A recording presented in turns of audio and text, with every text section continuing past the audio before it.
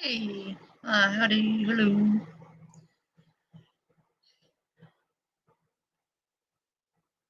Hey, Dork.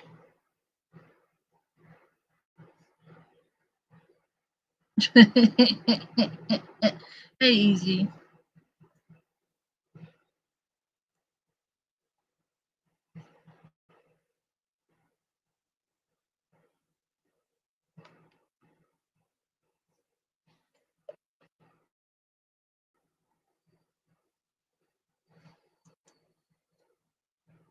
There you go. Pretty good time. I got some ghost videos, some spooky dokies for us to watch. And I don't know what else we'll do. Just hang out. Hey, Paula. Um, should be a good time. Oh, you're good, Dork. That's fine. Um, I'm trying to think of the other paranormal game I wanted to cover. And I can't find it. So give me just a second. We'll go ahead and watch this video though and scare the shit out of everybody. And then we will do the paranormal game thing.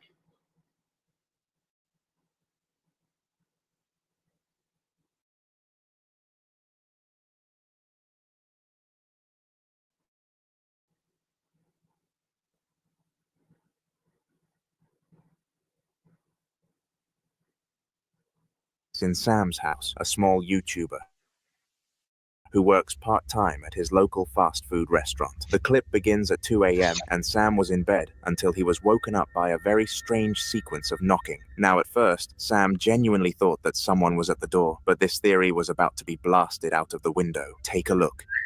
There's been someone knocking at my front door for the last 10 minutes or so, and they haven't stopped knocking. Hello? Mindy, I feel like looking. Who's there?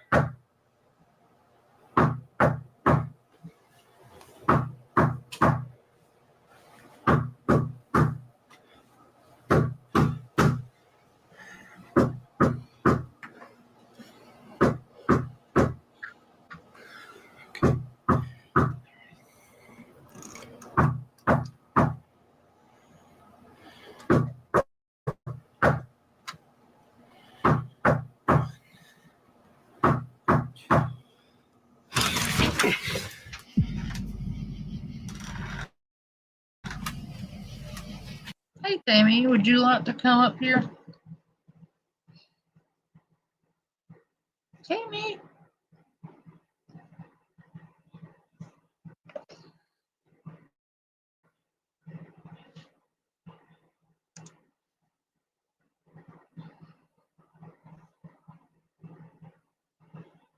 There you go, Tammy.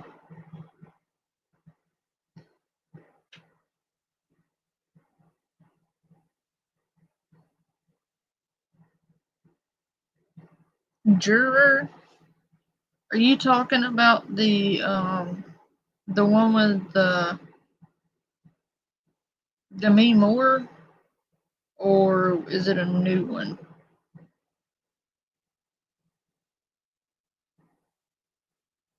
I'm waiting for you, woman.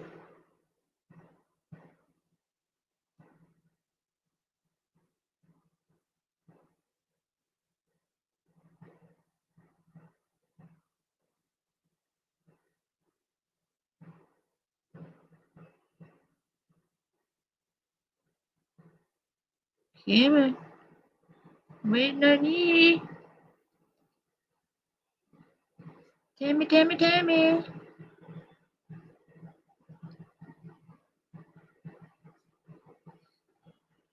Now, you say Juror 2. I don't know if I know that one. I know there was a, oh, Get your ass up here, woman.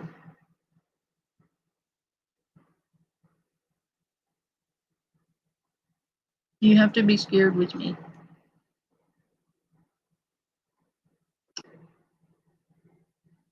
Scared. I'm scared. I'm a big scaredy cat.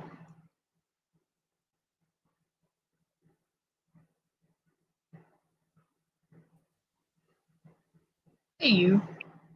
Hey, what's going on? Not much. Are you talking about the movie The Juror, or is there another juror? No, it's a TV series, and it's on HBO Max. It is so good. Oh, I think, that conversation we had earlier. I think that person is also the person pushing the laughy faces. I found out a lot after our conversation that I didn't previously know. I had Oh, talked to you about really? that after the street. Yeah. They're, I don't know, Nope. jealous people. I don't know what they're doing. They're so I have stupid. no clue. So Like, stupid. it says a lot about a person when all they have is me, and they create like 4 separate channels, and it's nothing but me because they're fucking psycho. And then they not only do that, but they literally talk to themselves in the comment section. Yeah. I don't It's know. pretty sad when I you can't can't pull explain. together like 3 fucking friends in your entire existence to comment on your shit. Right? To the point you literally have to create sock accounts to talk to yourself. That's That's nuts. that person needs some therapy.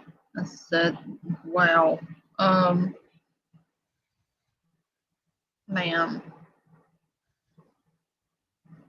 So, the juror movie I'm talking about, it's a series, and it's they're investigating a murder, and one of the jurors that's on there, which is number 2, um I'm getting to the good part now because they're trying to figure out if they investigated another person that could have been involved with it, and the person on the juror is the one that actually committed the murder.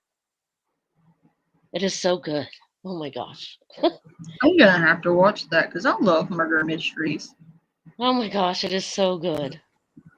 So the I mean, person that's I'm sure. actually on the jury is the person who committed the. Oh my god, Yeah. that's perfect. And he literally sits there throughout most of the trial. And then they're starting to realize that they didn't do their job thoroughly and there were other people they should have looked at. And by golly, if he's not right there in the courtroom, Yeah. What'd you think of my service doggo? so cute. Little Didn't he fluffy though? butt. He's a good little So service doggo. I've always wanted one of those little dogs, but I've never gotten one of them. He's really good at his job too. Like he's insanely smart and well trained, and um, I love him. He's Yeah, it looked like so he good was at school. snuggled up and sleeping pretty good. Oh, he was sleeping so soundly. Like I tried to pick him up, and he was all limp, and it scared the shit out of me because he was Wake not up. moving, and he was just knocked out. So in such a deep sleep that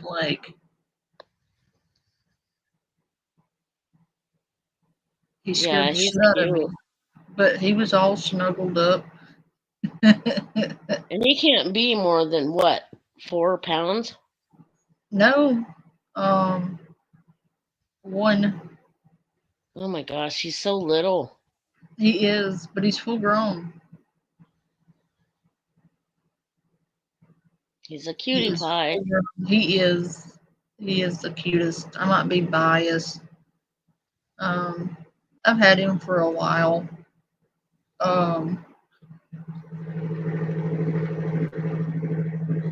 He costs quite a bit, but those dogs are not cheap. No, they're not. I Not had a even. teacher when I was in junior high, and she had like 5 of them. And they were just so tiny and cute. She'd bring them to school in her purse.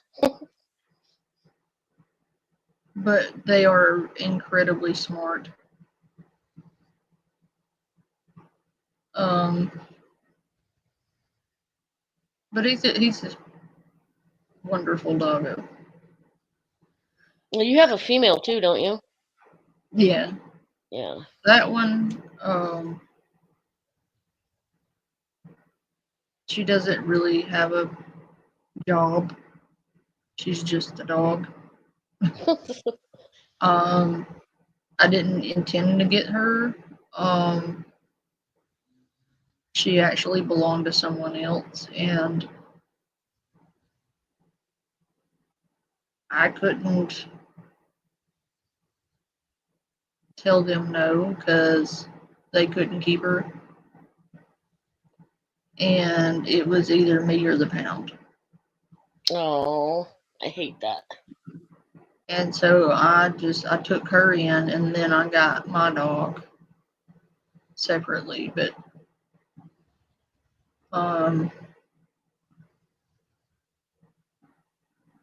she had so many disabilities that like they couldn't one care for her properly or take her where they were going. Oh, that's too bad. She's special needs. Um,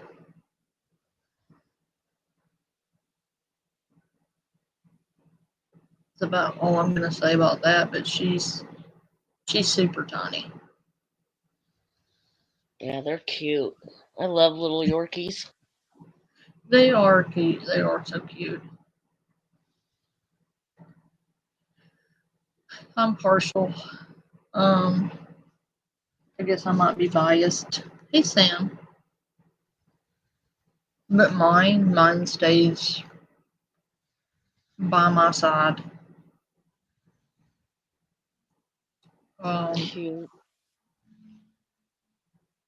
he goes I to can't work see the with me. chat, so I don't know who's all in there, but hi, everybody.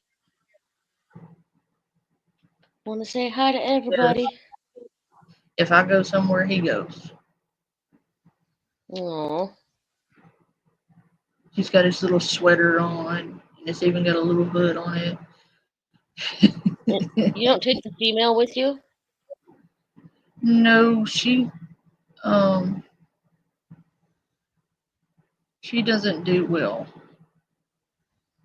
She's not she doesn't have papers to be able to go with me. Oh, She's not a working animal.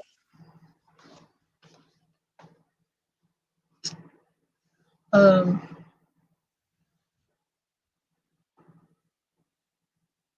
but they get along, right? The two of oh them. yeah, definitely. It's just that one I can take to work and one I can't. Right. But she's fine. She has to have special doggo food because her little digestion tract, because her being like a micro mini, some of them were born with like disorders. So she has to have super tiny dog food or soft food, like ground up super tiny. And she can't see very well. Oh. And she's a wee bit ditzy. She runs into stuff. Yeah, a bit. And she's, God love her. She's just,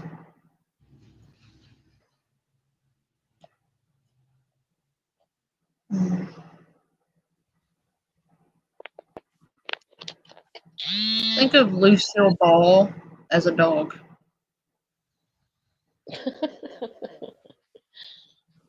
Personality wise, like she's always into shit.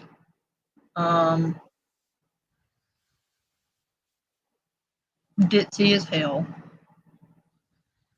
But sweet as can be.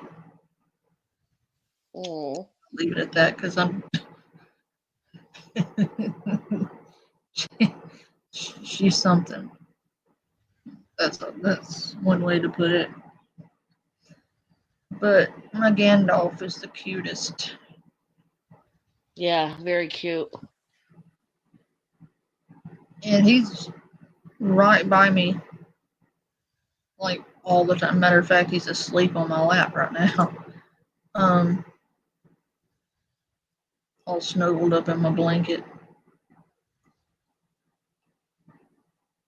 He is out cold too, so if you hear tiny little snores, when I'm streaming, it's usually because he's in my lap asleep. Oh, cute. He does, he snores. They're tiny little snores, but he snores. Gosh, my dog, I think he can outsnore me. He's loud and he's little. He's maybe 5 pounds, if that. I am not used to having a little dog. I will say that. It's an adjustment going from a massive, massive doggo to a teeny, tiny, teeny, tiny, tiny dog.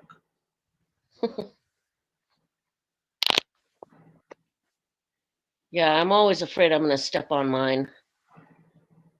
Oh, mine's pretty good. He is well trained. He knows better than to get up under your feet. Like, I don't think I've had problems with that. Like, I can't recall having problems with it. I only have a couple times, and it's because he's so jet black. And when I go to feed him, he gets so excited, and he's literally like right behind me. And then when I go to step back, he's right there. I've only done it once or twice, but he's I learning. trip all over him. April, it's good to see you, sweetheart. I'm so glad you're home. Hi, April. I am so happy to hear from you. I was worried sick. We all love Everybody you. was. We've all been worried about you. We've all been thinking about you. And we've missed you very much.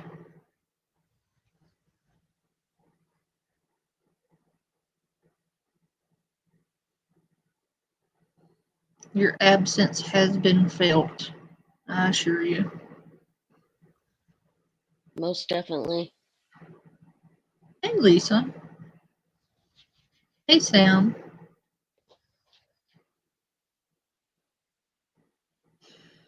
So, what are we watching tonight? We are watching scary ghost videos. After this one, we'll probably watch one of those paranormal game ones. Those are fun. Okay. We could watch The Idiots and go back for round 2 of The Midnight Man, because not only did they do that idiocy that we watched yesterday, You but mean the ones where they did the closet and they they did it all mouth wrong? breathed all over the fucking candle. Yeah. Yeah. I don't know why I can't keep my candle lit. Yeah, that one. They did a part 2. Oh Matter of my fact, gosh. we can actually just watch that because I think I need to laugh, because that was stupid. Yeah, let's see what they can screw up on the second part. Oh my God, yes.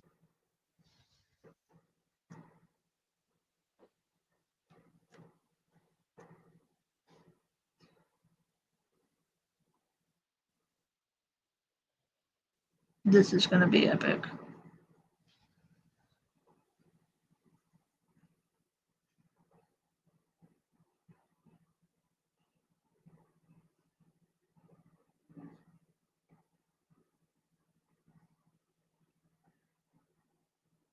Oh my God, I about died last night because he kept mouth breathing all over the fucking candle. And Dark was over here dying because of my sound effects.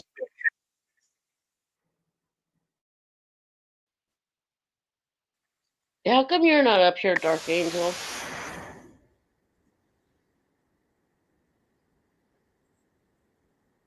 You're being summoned.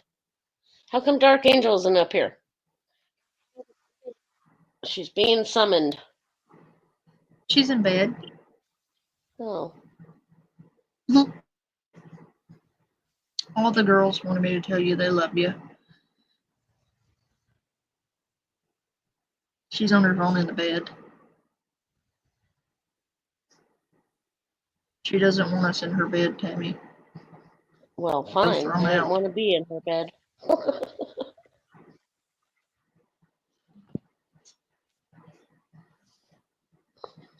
How's Fallen doing? Have you talked to her?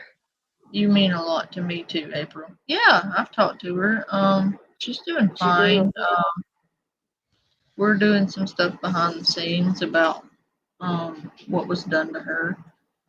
We're just not talking about it on this platform. It'll be being handled offline. Yeah, I just wanted to see how she was. Oh yeah, she's good.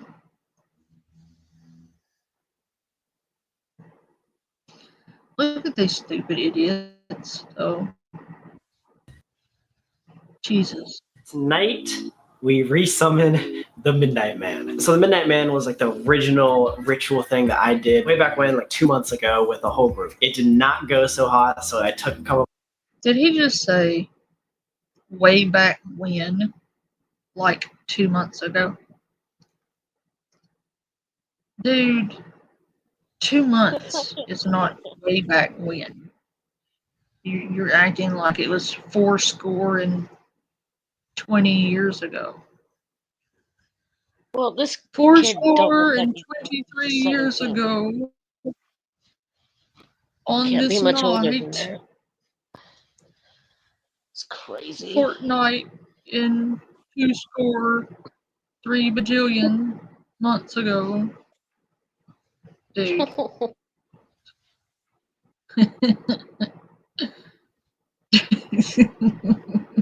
Yeah, way back in the day. Yeah, way back in the day, 2 months ago. Get out of my face. Months off of doing these rituals, but I thought that since October is coming up, let's freaking do this. We want to see if the whole paranormal thing actually works. Basically, in summary, I'll tell you all the specific rules later when the rest of the guys get here, but the midnight game consists of fighting it. It usually does work, my dude, when you don't fuck up absolutely every single aspect of it, yeah, and ignore literally every rule. Typically it does go badly when you completely just fuck all the rules and don't do anything that it tells you to do and do all the things that it tells you not to do. Generally it's not going to go very well. I'm just gonna throw that out there.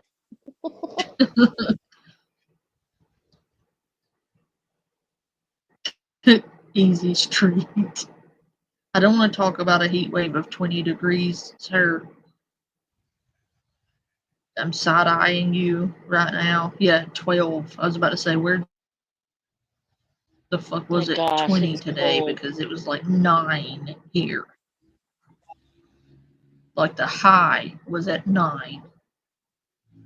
He's over here in Damn. 20-degree weather, over there in summertime wonderland at 20 degrees. I'm over here at like the fucking Arctic Circle at the 9 degrees. He's gonna rub his warm weather in my face. I see how it is, Easy. I see how it is. The Midnight Man into your home from the hours of midnight to 3:33 a.m. No. Here's a thought. Could we not? Maybe. Just gonna Yeah. throw that on the I table. think they should probably just leave Um, this one alone since they already screwed up. I think Yeah, but summoning they're him again stupid. is not going to be good.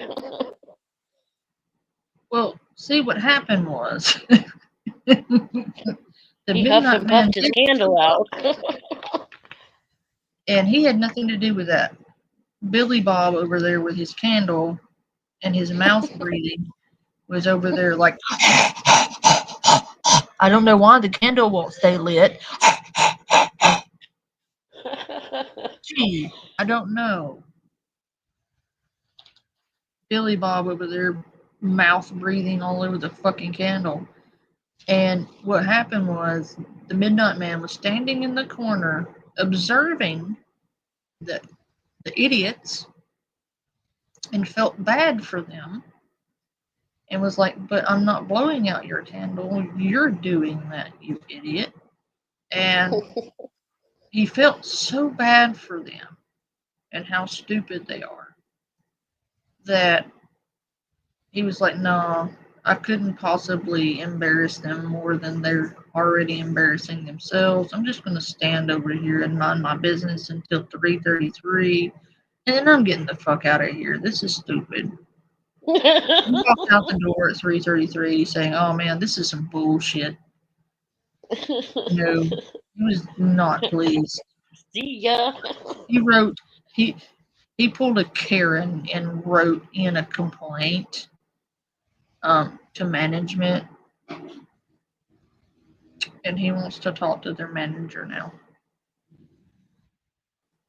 You continually move so he doesn't catch you. You're just basically trying to avoid getting hurt by this. You have to continually run screaming through the house because you're supposed to be being quiet. So you have to walk around the house screaming at the top of your lungs that you're being inconspicuous and nobody can find you while you're screaming at the top of your lungs and mouth breathing all over your candles. I didn't recall seeing those rules in there, but you know. Okay. Ghost, paranormal thing, whatever it actually is. But I'm going to go get the rest of the group and we are going to get this thing started because it is about 11 o'clock. All right. Well, we got Colby, Katrina, and Brennan here. They volunteered to do. He's good. And I'm going to leave it at that.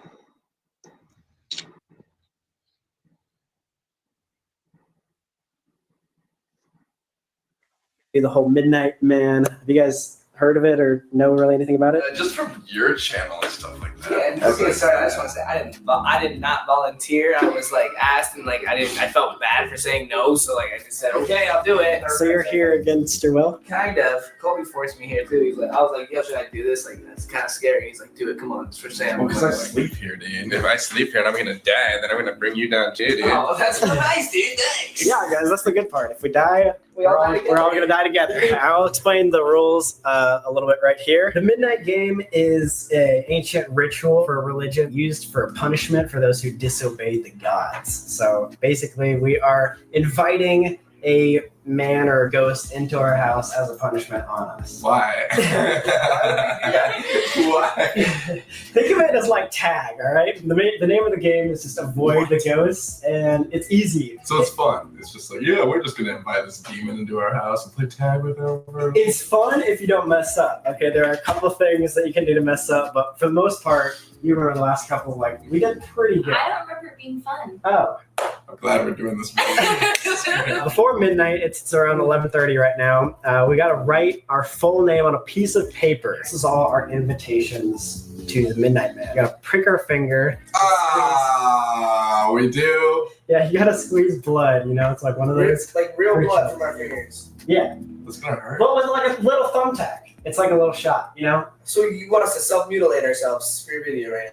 I'm asking you to just invite someone to a party. Think of it like that. It's really nice. Oh, well, in that case, after we do that, we're going to turn off every light in the house and place the paper with your name and blood on it inside a room with a closed wooden door. We're going to use my bedroom as the room. We're going to stand outside in the hallway. After that, we're going to light the candle using matches or a lighter and place that on top of the paper in the room. We're going to go outside and knock on the door 22 times. Now that last knock has to be directly at midnight. This is because the Midnight Man only enters at midnight and exits at 3:33 in the morning. So we have from midnight to 3:33 just to avoid him. So once we do the final knock, we go back inside, we relight our candle after blowing it out, and that is our light for the entire rest of the game. We can only use candlelight, the rest of the lights should not go on. During 12 a.m. to 3:33 a.m., all we need to do is keep moving about your home with the candle. If your candle does go out, you must relight that within 10 seconds. And if you are successful in relighting your candle, continue just as we are with the game. Do not stop moving until 3:33. Like I said, the only way the Midnight Man catches you if you stop moving, or if your candle goes out for 10 seconds. So I'm just gonna do the entire yeah, time. just shimmy the whole time. Take the demon away. Midnight. Yes, because that's terrifying.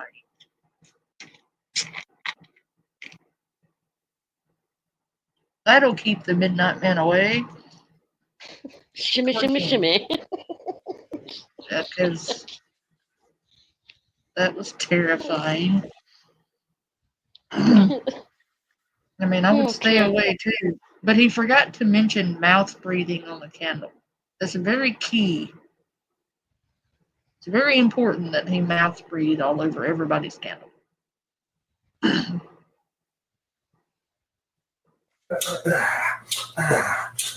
Hey, you like that? Spirit's gonna be really scared after that, okay?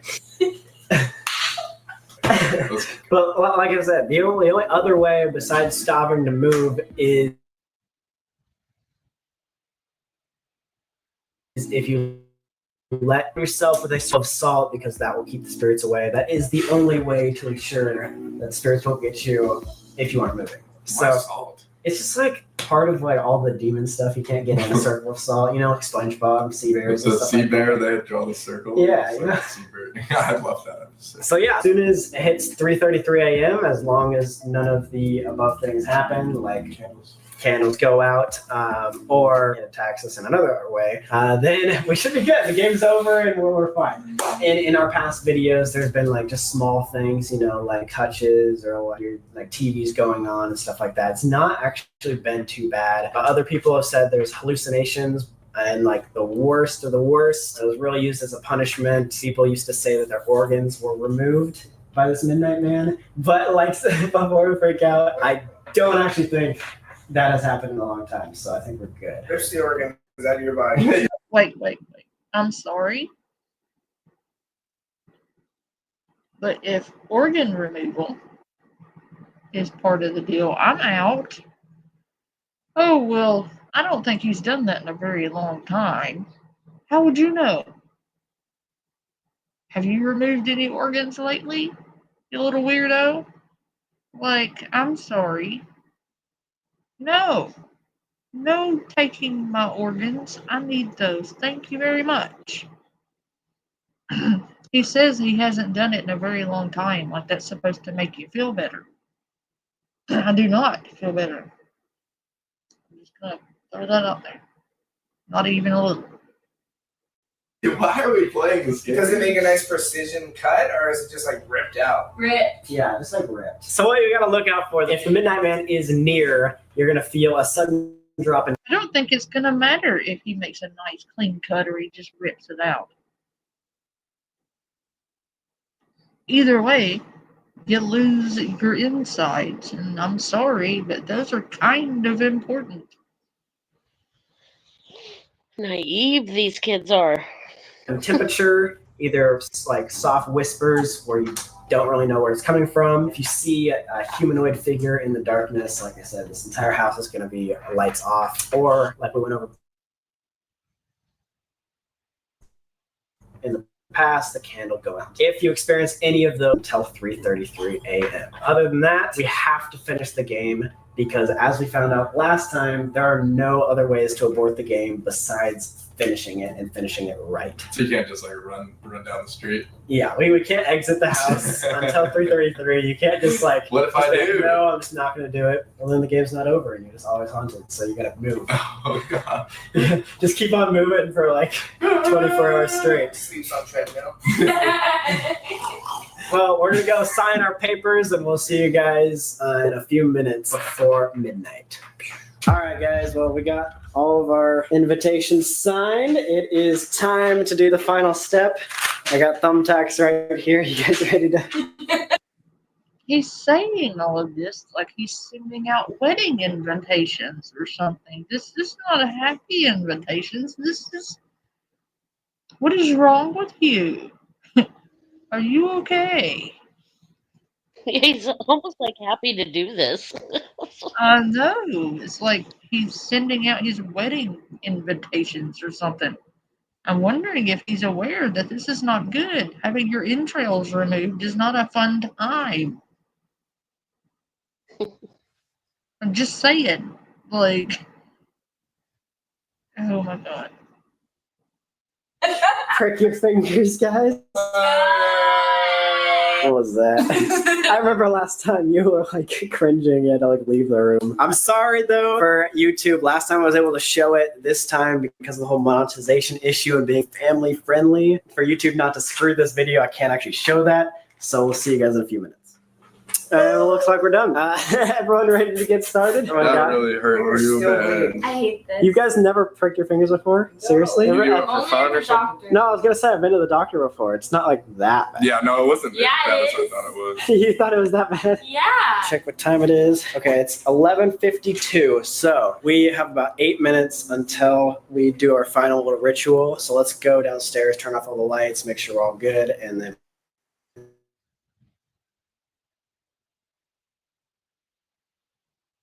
we will get started. Oh my god. I'm seeing stars. What do you mean you're seeing stars? I'm literally seeing like stars around me. I didn't even stand up fast or anything. You are. Do you guys like feel that at all? My finger hurts. You are not seeing stars from a little pinprick on your finger, ma'am. Like, grow some balls. A little dramatic Um, there. Jeez. Oh, a bit, yeah. You know what they could have done to be both sanitary and safe?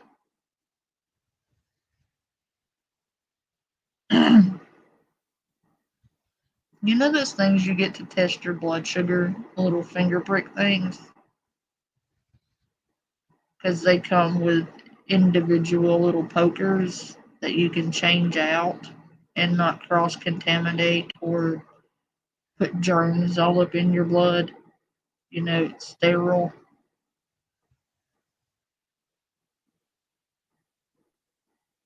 The disposable ones. Yeah, that would have been safer. And it would have gotten you what you needed. Just saying. Work smarter, not harder, genius. Yeah. I don't see stars. Are you serious? That was so weird. All right, I'm gonna turn off the rest of the lights. Brennan, that's the permanent marker. Is it really? Oh, thank Oh, you. full permanent marker. You're amazing, Marvin. Who puts a permanent marker next to the board? God dang it! Why would you guys put a permanent marker next to the dry erase board? That's your own fault. Why did we have that? Guys, you ready? We got 2 minutes. 2 minutes. Let's grab one of these. That's right, bro. This starts your invitation. This is the like we just invited him right now. No, this is the start of it. Okay. Remember, we gotta place it. I hate to inform you of this, Lisa, but these aren't exactly the smartest tools in the shed. I'm just gonna throw that out there.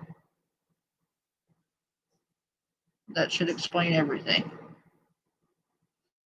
We gotta go outside. We gotta knock. Oh my god. I have such like an oozy feeling right now. Like Lil Uzi Vert?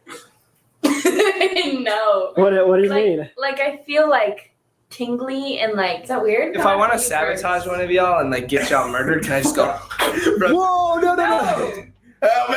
I'm gonna die! How does this keep going out? I just laughed They're actually still really doing hard. it wrong. I thought you had to light it with the match. They do. Well, they're still doing it wrong. They're supposed to do this with a match. Hey, Kiwi. But Okay, well, the yeah, second and they're go not around supposed to wasn't light going it good. with the lights on. They're supposed to boy. sit all the candles down on the paper, then light them, then blow them out, then relight them with a match. But they do absolutely nothing the way they're supposed to. He laughed too hard and blew out his candle. Everyone set theirs on their invitation. We got to go outside and then knock. Last knock must occur at 12 midnight. We have a minute and a half. Let's freaking do this. Does someone have the lighter still? Yes, sir. All right. So that's that. Can someone turn on the lighter so we have some light? Wait, We go. What? did you hear that? In your room. Oh, girl, shut up. No. Should we look? We only have 30 seconds. I swear this is. What? What does it sound like? I don't know, like something fell. I don't know. Our papers are still there. We gotta go. Sounded now. like the voices in her head. Yeah, it's 11:59. Let's go. Let's just do it. And then everyone with me knock 22 times. 1, 2, 3, 4, 5, 6, 7, 8, 9, 10, 11, 12, 13, 14. She was trying to stall them so they didn't get it on time.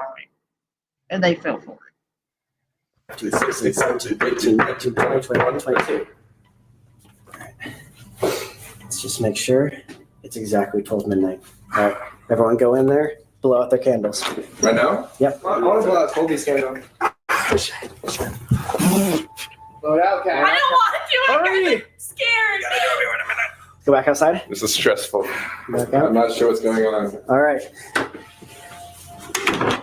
There we go. We just So he's inside the room right now. Well, he's somewhere inside our house if the invitation worked. But that was how we invited him. So now, to start the game, we got to go back in there, light our candles, and we should be good from there.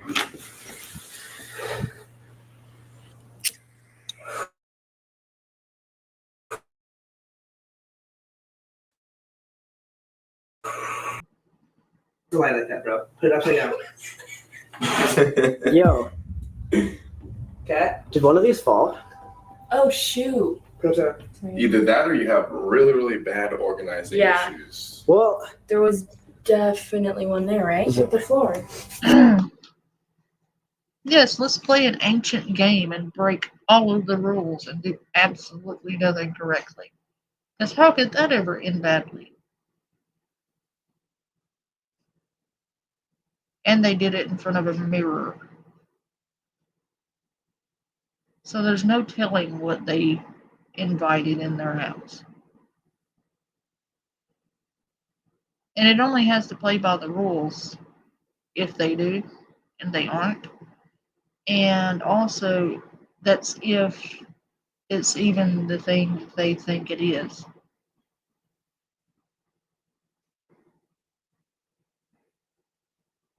Because they did the shit in front of a fucking mirror. Hey, classic.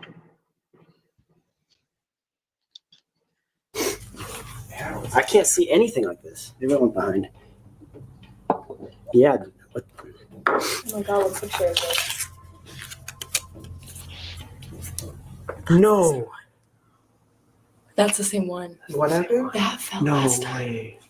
That same picture fell last time. This same, Oh my God. that was what you said fell before we started the ritual. Literally last time, this same picture of me fell twice off randomly whenever we did the midnight game. It never happened any other time. The same picture. Yeah, I've never had any picture fall off of this stupid thing besides when we do this game. And it's always the picture of just him. I'm like shaking. Okay, I'm scared. Oh yeah, Maybe we should walk. Like, yeah. Oh yeah, aren't we supposed I to keep feel like my moving? organs are being ripped out right now. Oh my god, do not say that. That's so weird. I'm just gonna put this back. What? I'm putting this back up. All right. So the main thing we got to do is just keep moving. Yep. Because they're so intelligent. And the salt. Let's go get the salt first. Doesn't count. Where's the salt? Probably in the kitchen. I don't want to be loud. I don't want to be. He forgot the fucking salt last time.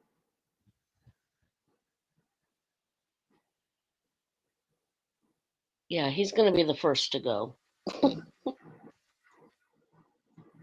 He forgot the salt last time, and you'd think he'd learn his lesson, but apparently not.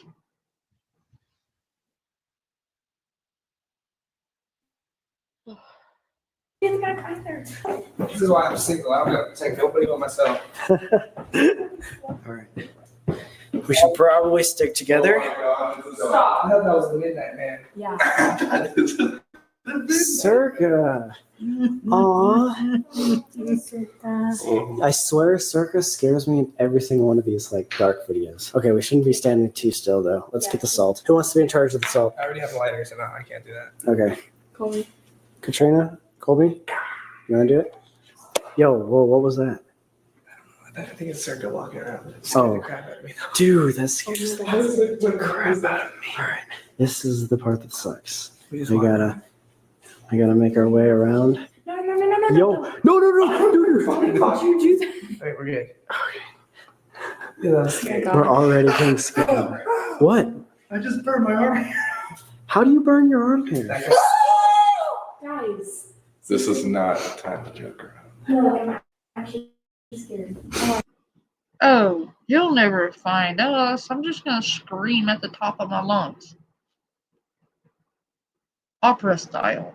So that the entirety of France can hear me. Oh no, he'll never find us in here.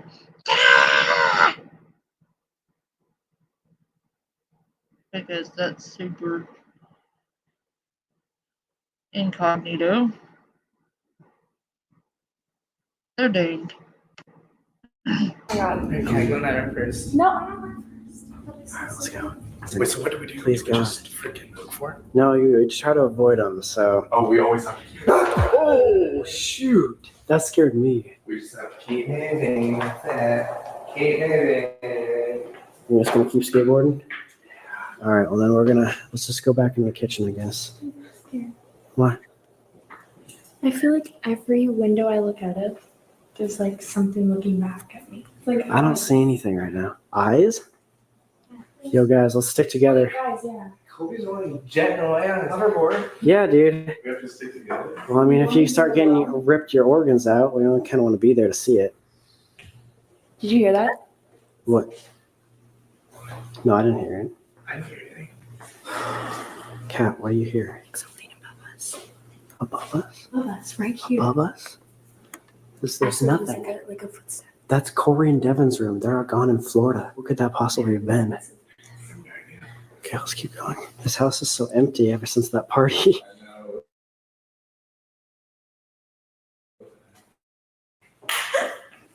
You want to try to summon Bloody Satan? No, please. Yeah. No, Let's guys. do it. No, guys, don't. Seriously, don't. Seriously. We have the Brennan, Midnight Man Brennan, here and Brennan, the please Bloody don't. Yeah, because that's a great idea. Summon both a demon and Bloody Mary, because I don't know, an ancient deity isn't bad enough. Hey, Paul. No, they're just idiots summoning the Midnight Man and doing absolutely nothing correctly.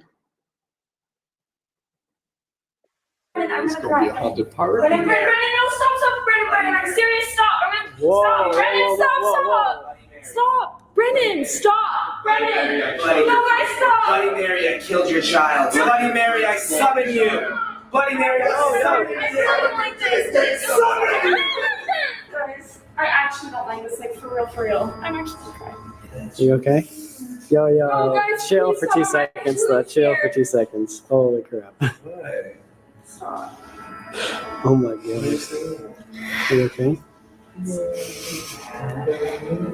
Stop. Yo, like, in all honesty, stop for 2 seconds. Yeah, I feel bad now. I'm sorry. I'm sorry. This is serious. Last time bad stuff happened, especially right at the beginning. So we should be taken more seriously. That scares me every time. It's like a freaking rattlesnake. That was a rattlesnake. Seriously. What are we even supposed to be doing? I have no idea. Dude, what is that? It's cold outside. What was that? Did someone just kick? No way. Colby, were you still writing that? No, I like stopped writing that. That literally just hit me in the heel. Really? I swear to God. That wasn't you, Kat? Are you sure? You were right next to me. You guys were both in front of me. I had it on camera. I was literally just walking and I felt something hit my heel and the skateboard's there. You don't think you just got off of it, right? I got Colby? off of it in this room over here. You didn't kick it or anything? No, and I haven't been writing it for like 5 minutes. That's not good. We should keep Wait, moving. yeah, no, yeah. I mean, Yeah, we're keeping it. I'm gonna That's I'm just gonna make sure that there's no way. That was so weird. What in the world's going on? I think it's just better that way if we stay as a group. We've been doing this for so freaking long. Just pacing. I'm getting sick of it. Yeah, I was gonna say. This is good exercise for people that are like bored and just call them midnight and walk around your house. Call them midnight. Man. Oh shit. I hit it with my arm, that's why. Dude, your arms are just so big. I know. Oh my god. That scared the crap out of me. I just hit the same skateboard. It's so dark in here. Literally pitch black. What do you guys actually want to do? No, like, Nothing really we can do. I was gonna say play a board game, but we can't sit down. Before you like make this any more cheery, happy, you have to play tag or something. I guess, yeah. You know what I mean? Because if we play tag, we're all gonna be separated. Your light almost got up. Oh my God. Whoa. Wait. Are you sure Elton's like not here? That. We should walk, right? Whoa. This is not funny, bro. That was locked. We always keep that door locked. Yeah. We literally, I don't know if the camera can see that, but I don't even want to go over there, but the door is literally wide open. Yo, this is scary, bro. What? Alright, should we shut it or do we leave it open? I think we should shut it. Just go shut it real quick. Oh my God. Oh, no, is that back the door? Oh, yo, what? No, wait. Get it. Oh, Oh my God. ow, wax. Ow. It's just driven what? Get upstairs. Go. They're Yo, burning the house down. Help me. Get out of Shit. Did he just for real scream like a girl? He did. Like acapella, like soprano scream. I don't know. This isn't going to end well. That was not the girl screaming. That was the dude that went. What did they expect? They summoned a literal ancient deity and Bloody Mary. Because they're so smart.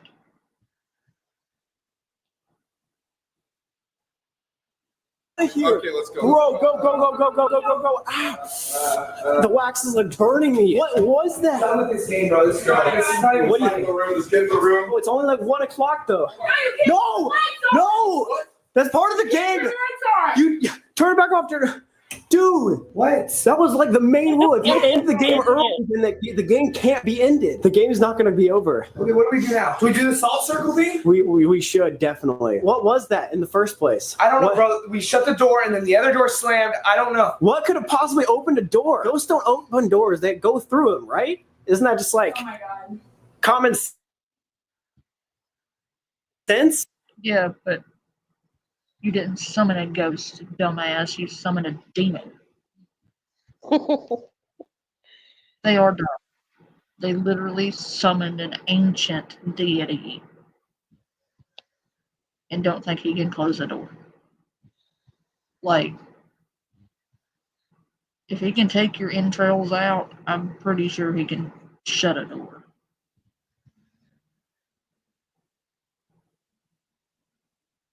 You're an idiot. Just like, and then they weren't satisfied with just the ancient demon. No, they had to summon Bloody Mary too.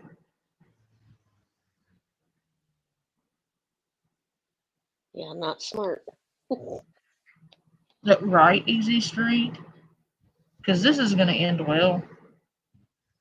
I honestly don't know what to do though, because last time we like ended the game. I don't know if that just like pisses the Midnight Man off or what. By turning on that light, that's like abruptly ending the game, and that I know this is not good.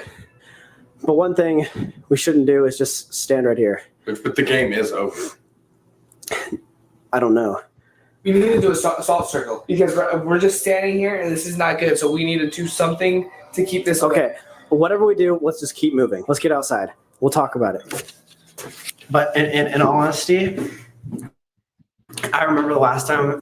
You're not supposed to leave the house either. It was like one of the other main rules. Don't leave the house and don't turn. So you're going to break both the major rules. This is going to end famously.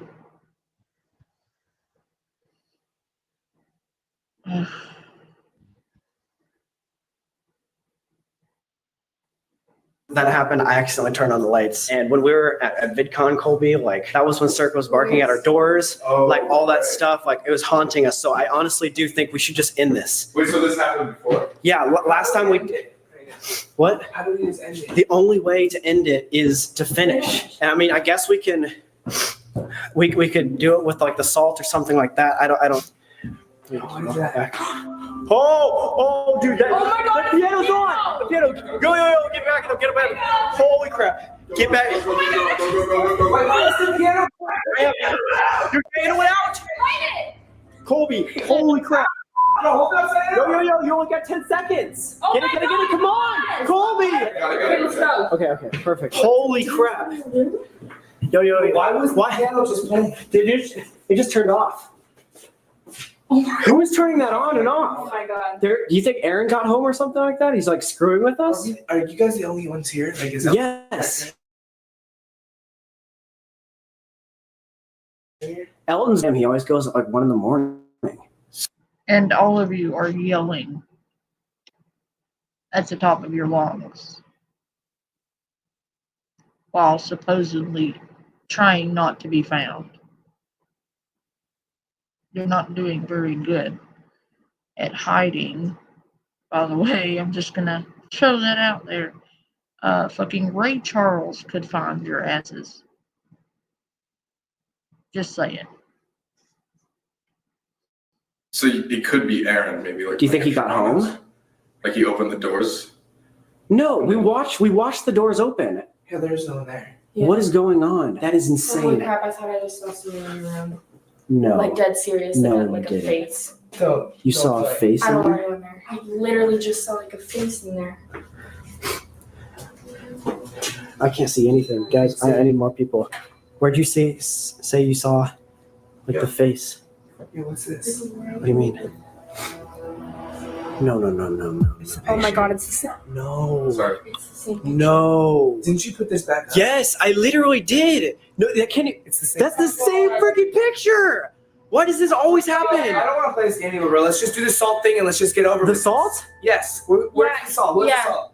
I'm done. Don't you salt? Colby, It's downstairs. You What do you really mean? Downstairs? you didn't put it in your pocket? Oh my God. Why Okay, would look? Let's go back There's home. no Okay. point in like getting mad. Let's just go get it. Let's I do don't the circle. understand. Let's just go back down.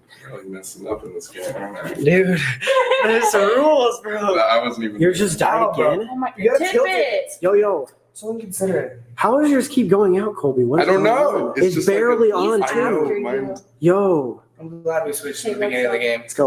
Let's get the salt and get over with. Where do you leave it? I don't know why it keeps going out. Couldn't possibly be because your mouth breathing all over the fucking candle.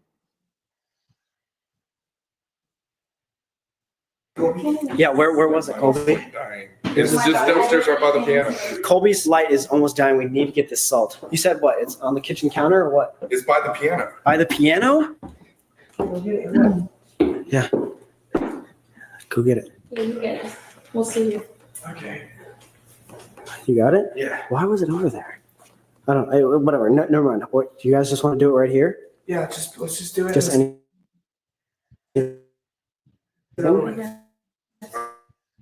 Do I do this? Just tight as possible, Just do and it so Colby, fast. just like pour it around, okay? You ready? Yeah. Whoa! Yo! Is that on again? Is that on?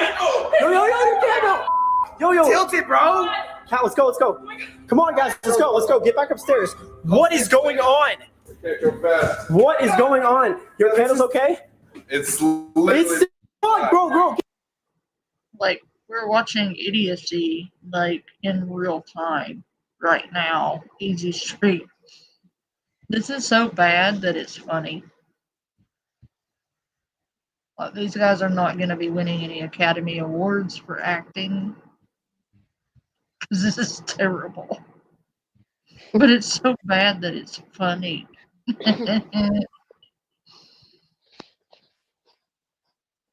Get upstairs.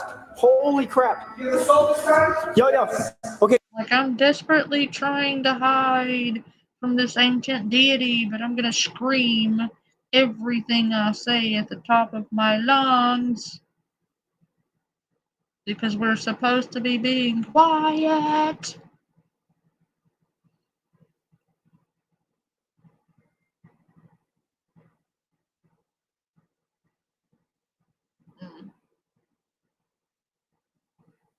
I cannot with these people. I cannot. Like, I can see the Midnight Man over there in the corner just face palming, saying, "This is beneath me. I used to really be something. Now I'm reduced to this." Like, these people have the Midnight Man over there in the corner in the fetal position, questioning his fucking entire existence. They've sent the Midnight Man into an existential crisis right now, just questioning life as a whole. Like, he's like, who even am I anymore? You know, the Midnight Man's gonna need therapy after this. Okay, right where we started the ritual. Let's just do it right here, okay? Everyone sit. Okay, everyone get together. Oh my God, it's still playing. Let's go. Come on, hurry up. I think my candle went out again. No. Oh my God! How is that possible? I don't know. Okay, let's pour it. See? Oh my God! I don't Dude, they are after you, dude. Holy Dude, this is not staying on. That's what I'm saying. Mine keeps dying. dude, it's not okay. Pour the salt. Pour the salt. They're both out. Pour the salt, bro. Pour the Pour salt. the salt! Okay, perfect. Okay. Good. All right, guys. Whoa. It stopped. Everyone was hearing that, right? The piano was on a second time and louder. And now it's just stopped. I don't know why that happened. Your candle's finally alive all the way around us? Yeah, we should be good. Okay. Oh, I've never done this before. But I guess the salt circle will have to do. So we just sit here till 3:30? Yeah. 3:33. 3:33. What time is it right now? Yo, it's only 1:30. We have an hour and a half. Oh God. We have 2 hours? 2 hours. Oh shoot. Yeah, 3:33. Yeah, I got 2 hours. Okay. I mean, you guys can vouch for me, but nothing's happened since we got in the salt circle. It's been about 15 minutes. We were gonna. What the hell was that? Oh my God. What was that? Okay, scratch that. What was that? Why is everything always happening in my room? Oh, we summoned them into our room. Oh yeah. But wait, it can't get us when we're in here, right? Like we're 100% safe. Yes, I don't know. I've never done this salt thing before, but that's what I said. The only way to be safe is to do the salt circle. Okay, well then we should be good. So regardless of what we hear, we're in the salt circle. Okay, perfect. The noises were weird, whatever, but we should be safe. We'll let you guys know if anything happens. But we got about an hour and a half left to wait. This is about to go Mine out. is literally about to go Yeah, out. there's total accidents, that's why. As you can see, our candle, or at least mine, is like going out. It's been a long ride. It's 3:32 in the morning, so we only have 1 more minute. This is like the longest waiting. I thought walking around sucked, but sitting here sucked. Hey, Dilford. And what you're watching here is just stupidity at its peak. Basically, this is just stupid people on camera. But I don't know if it's gonna work 100% because of the whole like turning on the lights.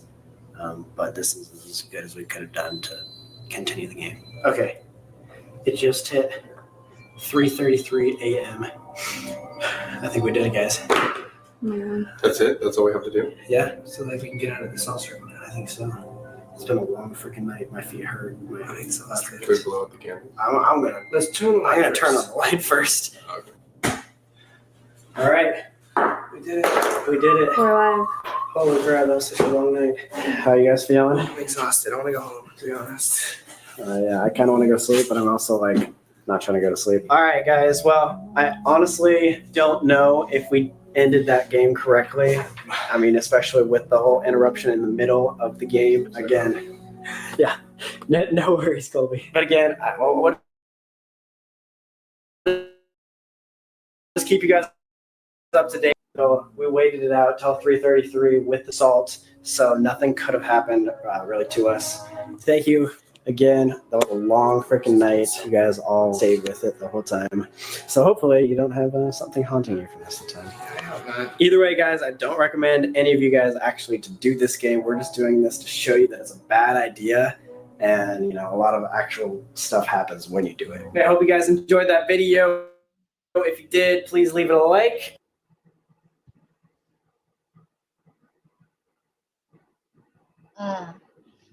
That's right.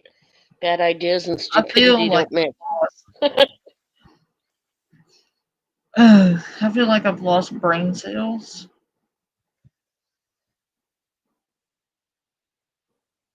There's another kind of like that thing.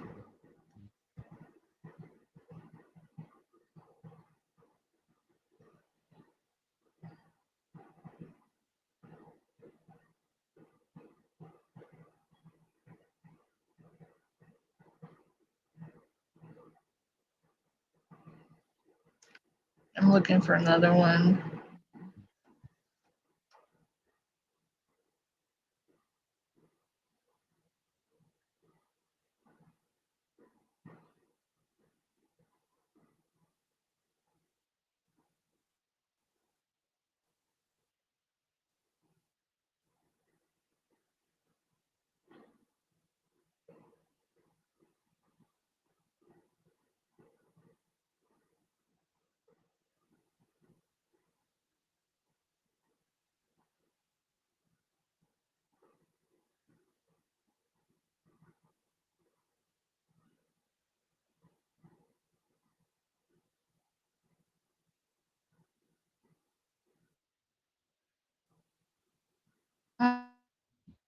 Hmm.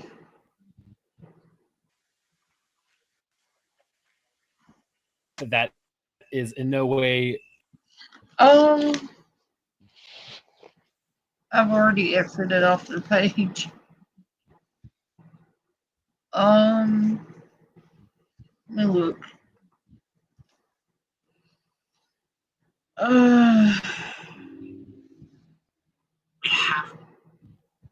They got 2.93 million.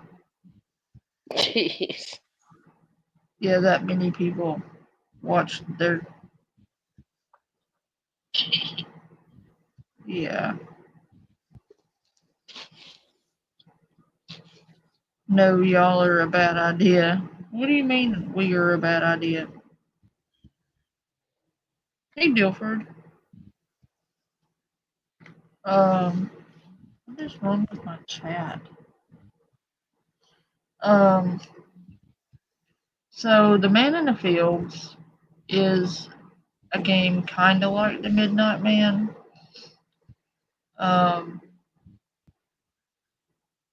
It's terrifying, basically, and this is a game playthrough, but it's kind of scary.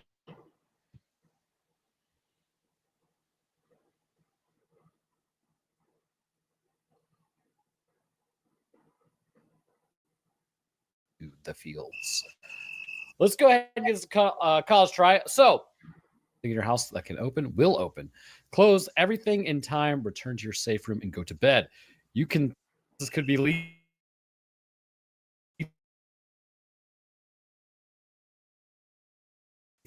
So let's find them. Perfect. Safe room, mark with a crucifix. Summon the man in the fields in your backyard by facing the house and saying, "Who will scare the crows away?" 7 times. Voice respond, "That's not your biggest problem. Everything in your house that can open will open. Close everything in time, return to your safe room, and go to bed. You can't sleep if something is left open. You may or may not encounter a shadowy man in your house. Try not to worry about him. He is not the man in the fields. He is a herald." Then who is he and what? A question. Right? Who is he and why is he in my house? Well, it's Nope. good to see you, Dilford. We've missed you.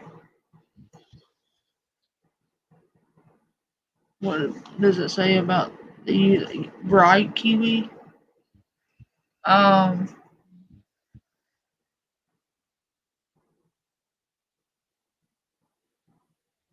Basically,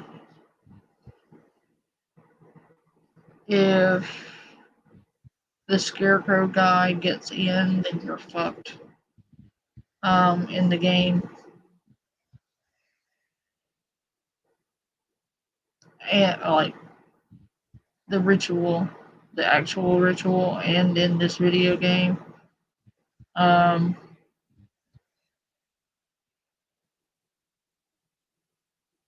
It's terrifying, basically.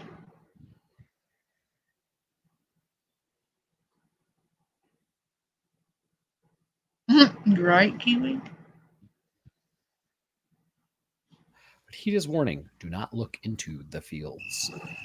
Let's go ahead and get this college try. So, biggest thing, this is a brand new game, obviously. If you think this game looks interesting, definitely go play it first. Don't let me ruin it for you or anything like that. Like, good stuff like that. Like, obviously, like, support, the people who make these games. Okay. So this is a safe. I can't check Discord right now, buddy. It fucks me up, basically. I'll check it when I can, though.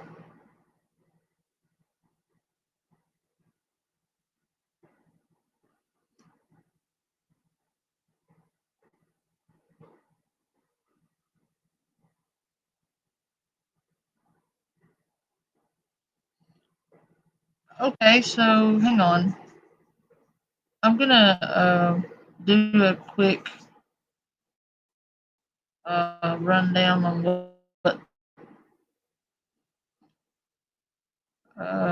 what the game actually is.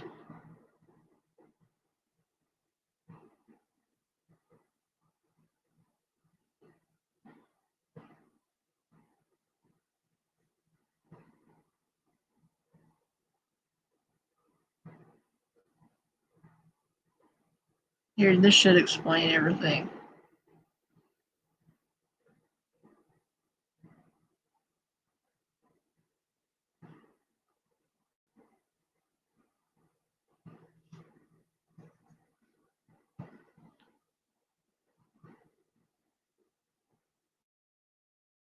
How to play the Man in the Fields game.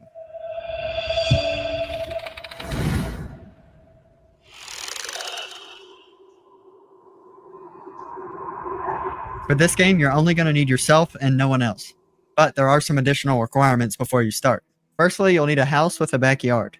And this house should at least have one room with only one door. This room should be empty and the door should have a lock to it. To go along with that, you'll need some source of illumination that's not electric, like a candle or a lantern. And finally, you'll need a crucifix and an analog watch or clock. Now, to start. You'll have to start after sunset but before midnight. The exact time has different implications on the reward, and I'll get to that at the end of the video. Now make sure there's no one in the house or anywhere near your backyard. Now you'll have to grab your trusty crucifix, light your candle or whatever you got, and then enter the backyard facing the house. Say the phrase, "But who will scare the crows away?" 7 times. After you do this, you're going to have to listen closely to figure out what you're going to do next. If you hear nothing, the game is completely failed. You'll have to stop whatever you're doing and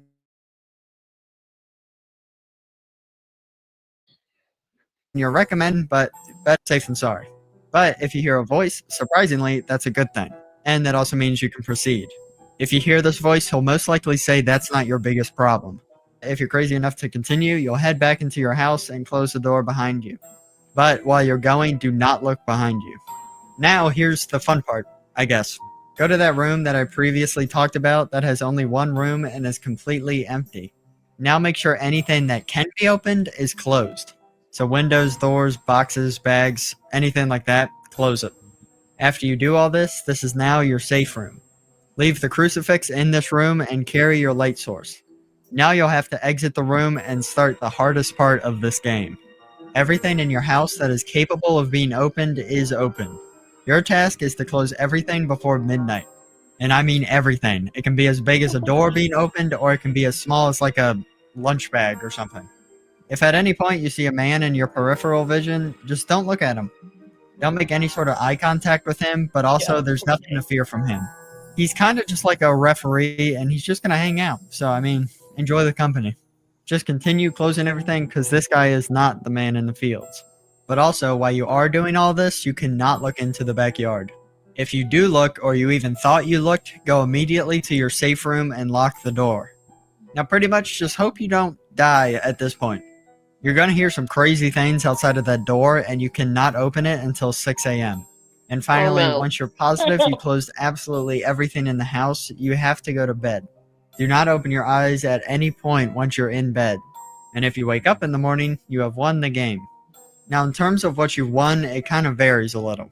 If you began 3 hours before midnight, your safety is physical, so you won't get injured or sick for 1 year.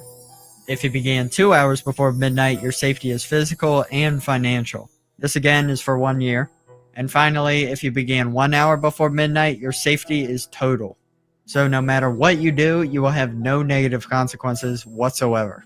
So yeah, that's pretty much it. Let me know if you would actually do it, because I know I'm not. The reward is pretty good, but you might die in the process. So, you know, there is that. But thank y'all for watching, and I'll see you next. Yeah, that sounds like a game that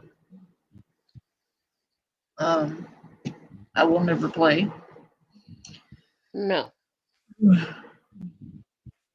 I hope that explained it. Is there somebody that actually played this game? Or Yeah, are we me going to watch either. that? Yeah, no thank you.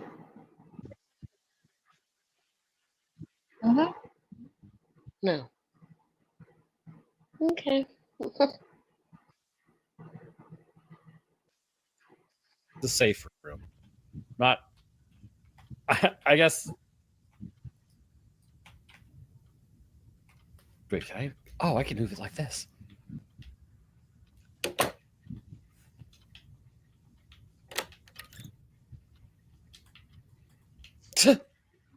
Okay. How do I? Okay. All right. Hold on. How do I turn? Well, I need to learn how to turn. Let me press escape real quick. Continue. Okay. Ah, interesting. Okay. All right. I was gonna say it would make a lot of sense if I could not turn anyway to see anything.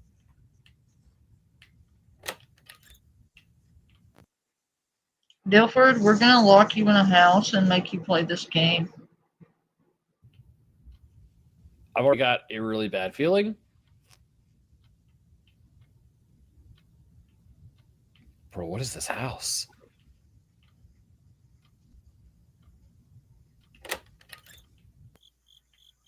Okay. We are going to use a mouse and keyboard for this simply because it's probably going to be easier than using. No, because you won't be able to send the dolls if we put you in the house with the fields person guy, man. I vote that we put Dilford in the midnight field man house. A controller. So let's go ahead and start the. Do not look at him. The crows away. Who will scare the crows away? Your mom. Who will scare the... I am being nice. I just want you to have new friends.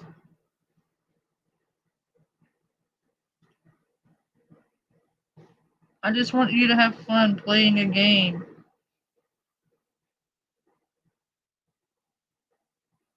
I want you to play a game. Do you want to play a game?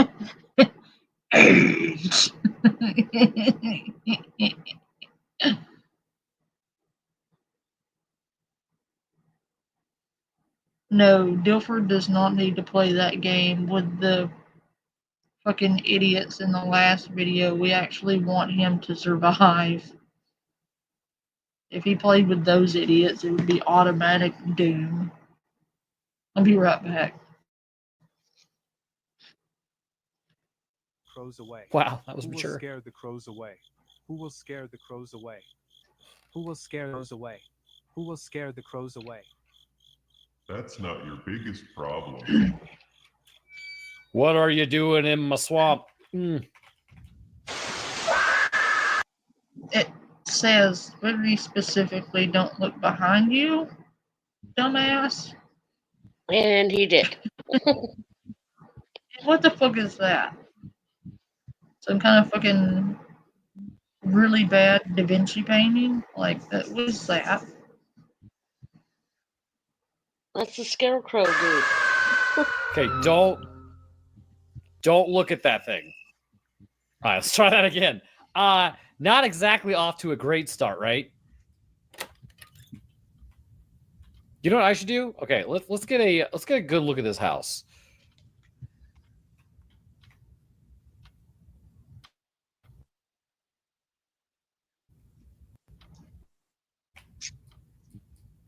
Okay, I can't do anything with that. Dude, what is the purpose of this couch? It just faces the kitchen.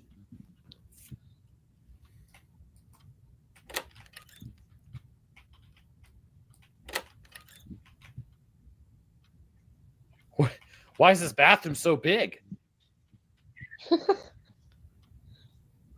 Dude, this would be a creepy room to live in.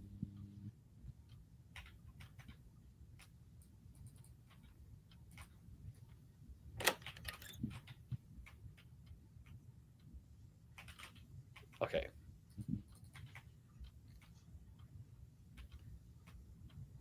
Here we go. Who will scare? Don't look at the man in the fields. Dude.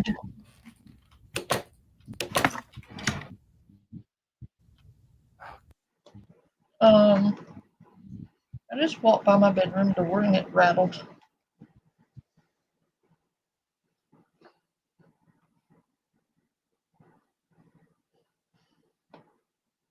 It's a wee bit concerning.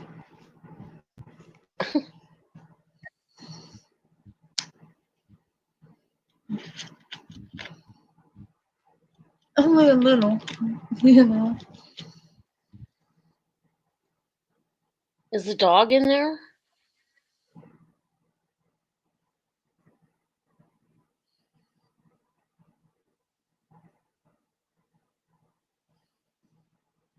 Open the door, dog's in Xander. here. And like I walked by the door and it like rattled a little bit violently, so I'm a little startled right now. Congratulations, Dilford. I'm proud of you. Good job. It's called Man in the Fields. The man in the Fields game.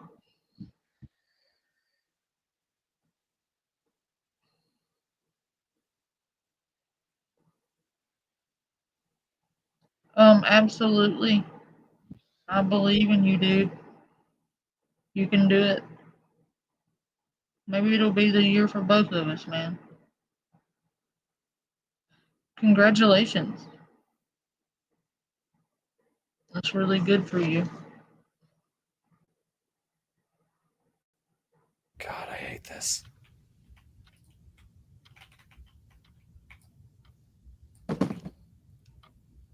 You got to close everything. Even the pizza box?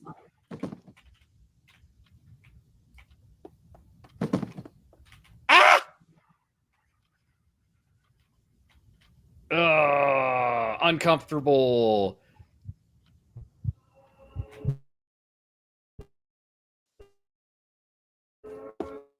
What?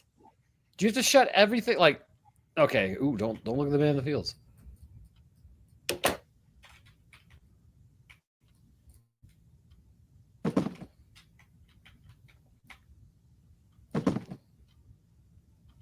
I'm assuming it's a timed thing. Like, you've only got a certain amount of time to close everything. Let me make sure. Okay. Oh, box.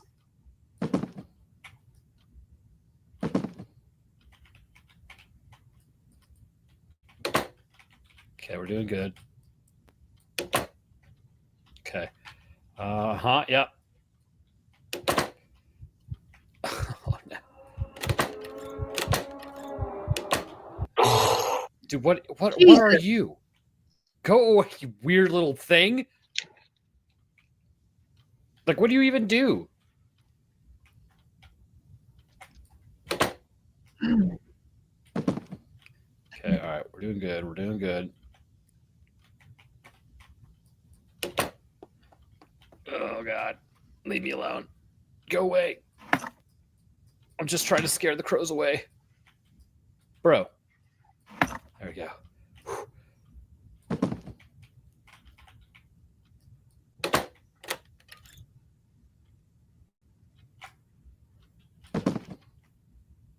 Okay, I think. Okay, that's not closed. There we go.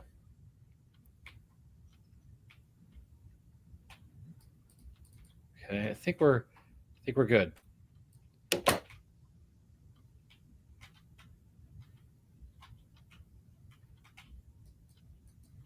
I can't go to sleep because something isn't closed.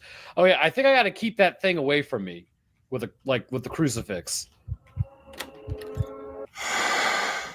That's exactly what I have to do. Okay.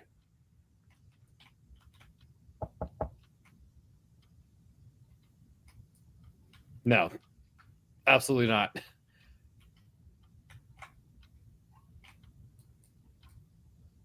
Okay, I think we're mostly good. It's technically shut. I think those are shut now. Let's chill out.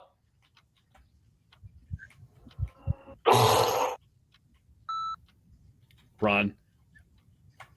I would like to run.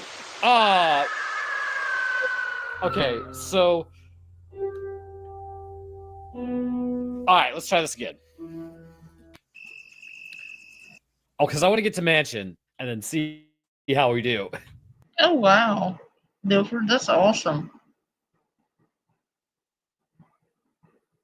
One day at a time, dude. And like I said, I can't check my Discord right now, but anytime I'm not doing this, hit me up on Discord if you need somebody to talk to. I'm proud of you, man. Okay, all right. Getting better at this. Okay. Now that I know to keep that thing away from me. So, do I have to shut everything or just like the pizza boxes?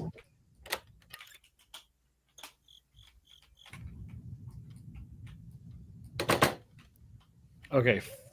All right. That's how much time I have. Okay, not a lot of time. Okay, so that thing makes me lose time. Close that, close that. Pizza box.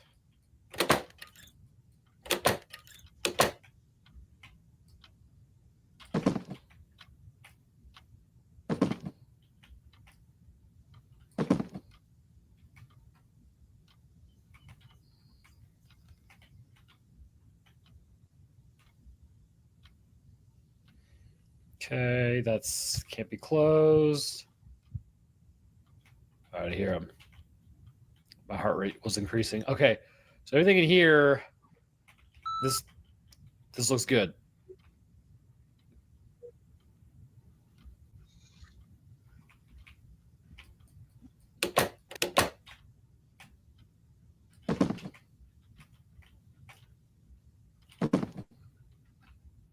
Wish I could run. Oh no! What? Why did he come at me so quick that time? All right. Am I just bad at the game, or what's the deal here? All right. We totally got it this time. I would not sweat it if I were you.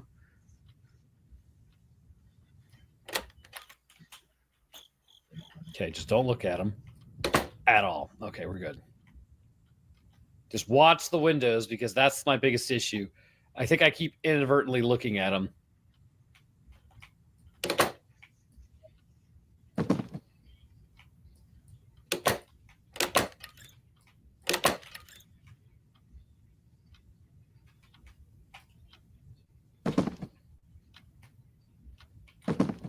Just gotta close these boxes. We're doing pretty good. Need to start getting these side rooms cleared out.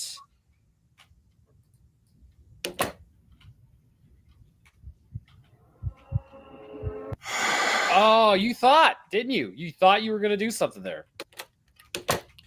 And yet still, I remain silly. Trash can, good. Close this box. Anything else in here? Yeah, you are.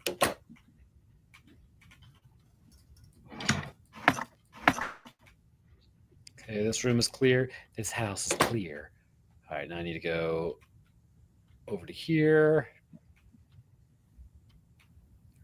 I think this should be the last room I have to really clear up. Wait, did I close the toilet in that other room? Don't think I did.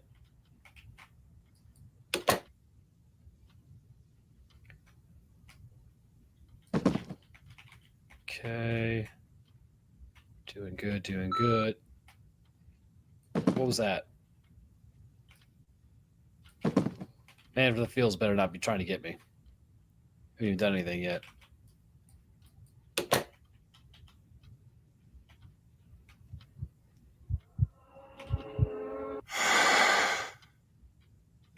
I just kind of feel like, you know, that... Bro!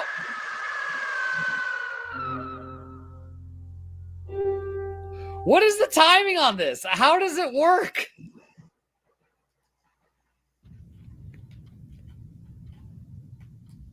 I'm not fully understanding, like, why, according to, like, the time of this, I'm not not making it.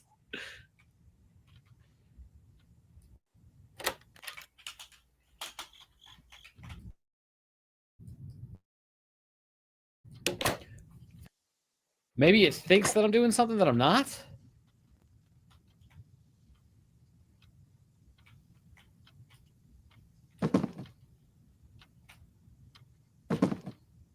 Maybe the power of the Lord compels this thing to attack almost immediately? The power of the Lord compels this thing to attack.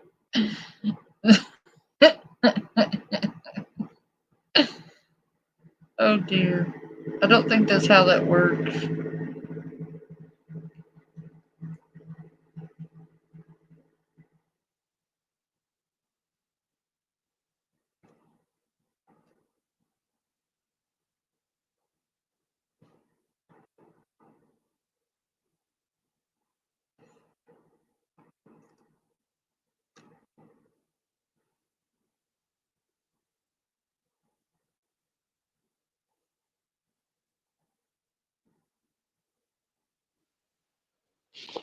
That's wonderful.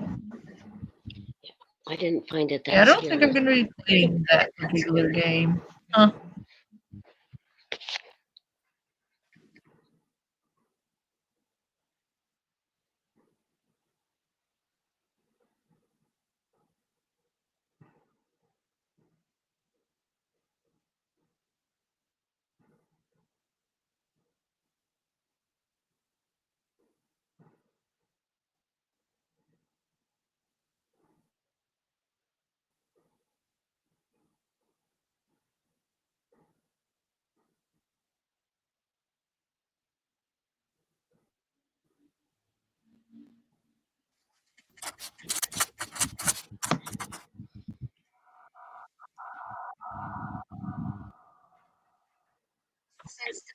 Since the beginning of time, man has been obsessed with power, from amassing great fortunes to possessing endless knowledge to gaining a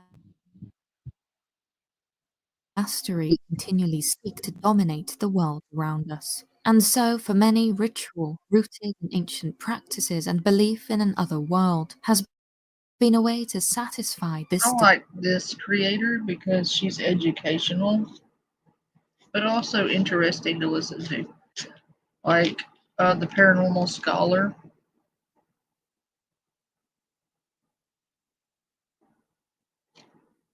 Is the name of her channel, and she is fantastic.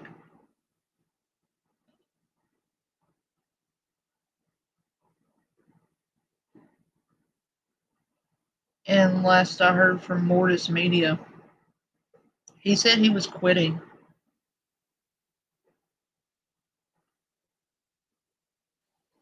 Why was he quitting? YouTube, jackasses like I've dealt with, but on a much more massive scale.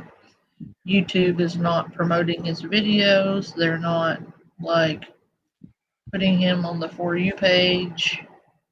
They're not sending out notifications. His videos aren't getting the views.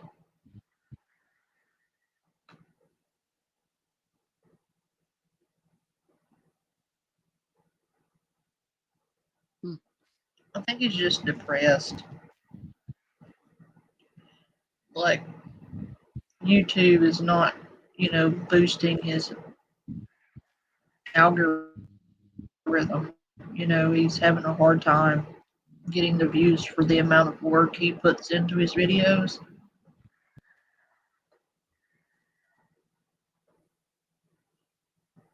I have a tiny, tiny ass channel compared to him, but I'm gonna try. I can try to share his stuff so maybe people will go to his channel, but he's got like a fuck ton of subs, dude. So it could look a little stupid me sharing his content out, but good night, Kiwi.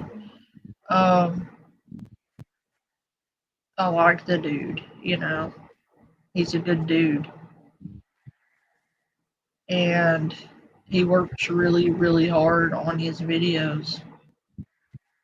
Like, I've been around since he was just starting his narrations and stuff. Huh. I've never heard of him. I was one of his first 100 subscribers. And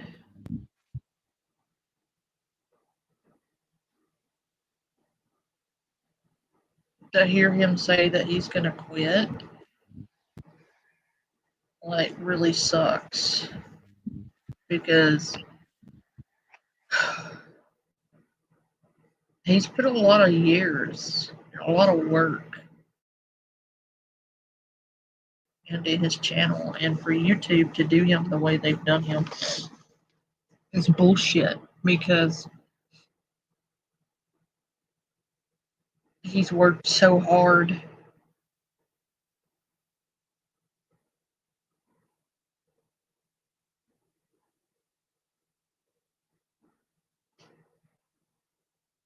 He really has. He's really worked very hard. His channel is Mortis Media.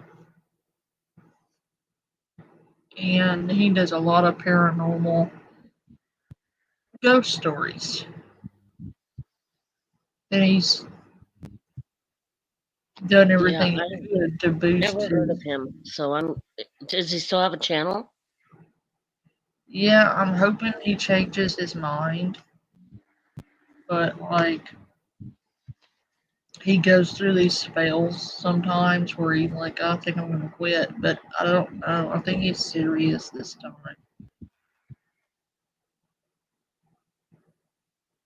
And that's kind of sad for me because, like, he's a good dude. And these douchebags on the internet think they have the right to, you know, harass him and be a dick to him. You know, that's another thing. People like trolls, quote unquote, on this platform think they have the right to invade somebody's real life and personal life just because they have a channel and just because they happen to not like that person. They think they have the right to overstep boundaries and intrude into people's personal lives because they have a channel. No, you don't. And I can tell that your parents failed you as a child. If they raised you to be so fucking flippant with other people's personal space and boundaries, they didn't teach you respect. I can tell you that. And they also didn't teach you anything about integrity, self respect, or respect for your fellow man. They certainly didn't teach you any morals.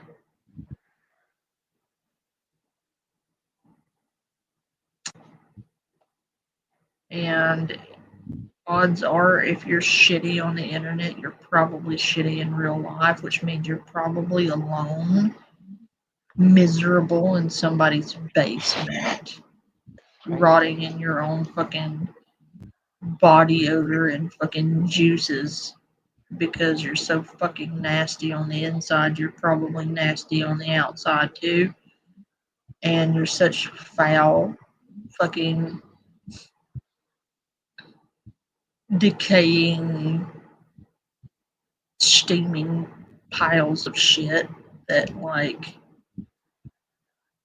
no living person could tolerate to be in your presence for more than 5 seconds, which is why you take out all of your aggression on the internet behind a fucking keyboard. Like a fucking coward you actually are. So you can come on the internet and pretend to be some kind of badass when you're just a weak ass fucking bitch ass coward. Hiding behind a fucking keyboard. Because you ain't got the fucking balls to get out there in the real world and live a real life. So you have to live your life through a fucking computer screen, bullying other people because you're fucking miserable. Get a life and maybe, I don't know, adopt some moral compass or something, but fuck.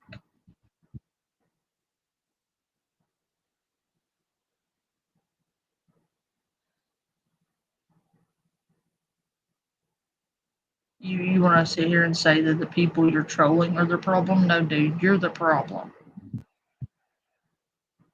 It's people like you that are the problem in today's society.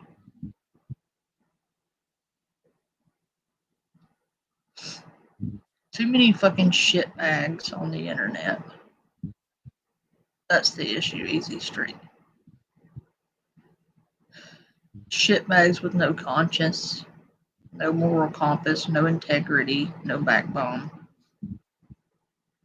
no substance. So they feel like they have to come online and take out all their problems on the internet because they're too much of a fucking bitch-made motherfucker to fucking handle their own problems, that they gotta take them out on everyone else. Which also tells me another thing about the person. They're toxic. They're malignant, toxic, abusive pieces of shit. Because you can't tell me that the shit they do on the internet is not abuse. Just because you do it from behind a keyboard doesn't mean you aren't doing it. It's just mental abuse, emotional abuse, harassment, and fucking bullying.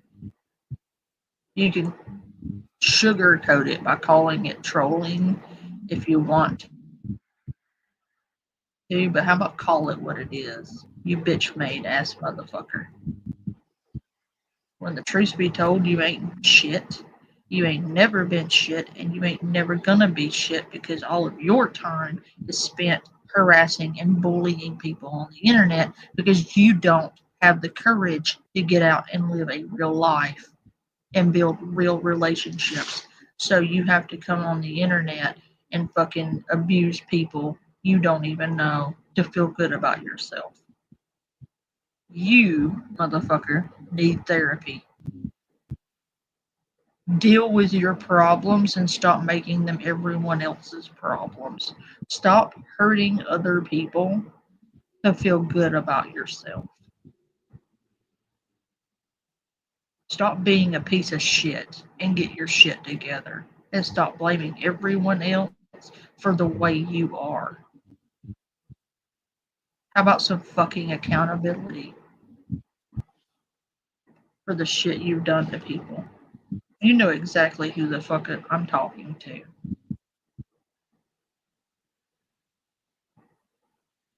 Laugh it off if you want to, but you know, and I know, you need some fucking help.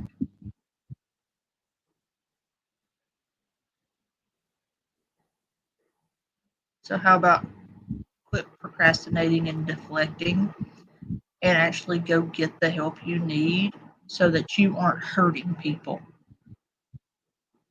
that do not deserve it. And maybe actually do something with your life and become a decent motherfucker. And maybe your life won't be such a shit show.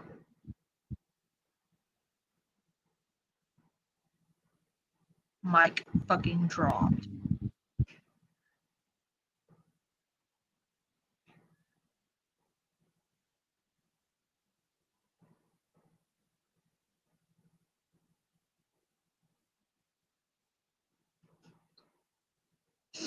You may not like me either, but at least I have the courage to be a real motherfucker with you, and I'm not going to sugarcoat it to save your feelings.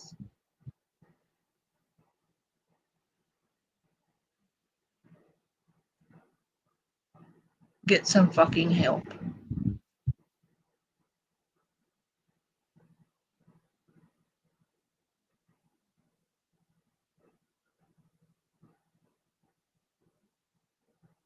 You know, it's pretty bad when someone who's done shit that person's done to me, and I can still have the fucking moral fortitude to tell the person to get out and get some fucking help.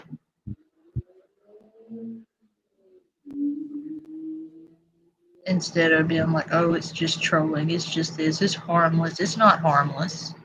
The shit these people do to other people cause people to fucking Minecraft themselves all the time. It's those kinds of people that send people over the edge. It's those kinds of people that push people too far. And the fucked up part is they think it's funny. Oh, that's not my fault. It's their own fault for listening to me. No, you're not going to fucking gaslight either. You need to take some fucking accountability for the shit you've done to people. Because I can guarantee you right now, if I wrote down everything you've done to people and put it all in a fucking notebook, I wouldn't have enough room. And I guarantee you, if I dropped that said book on your fucking therapist's desk, they would commit you. Because good people don't do shit like that.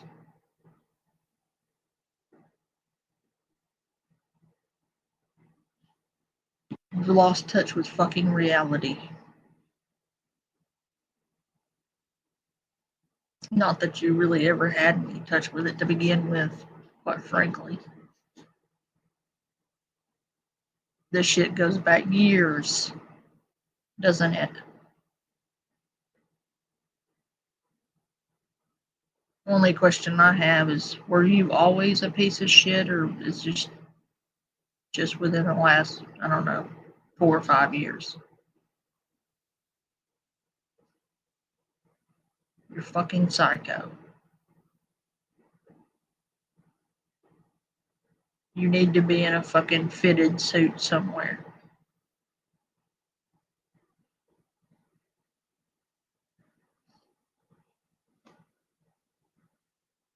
And I'm not kidding. Take a look at the statistics. People need to quit fucking shirking this off as, oh, it's just internet trolling. It's just people having fun. Since when did people having fun consist of people pushing people over the edge for entertainment? People's lives and mental well-being is not entertainment.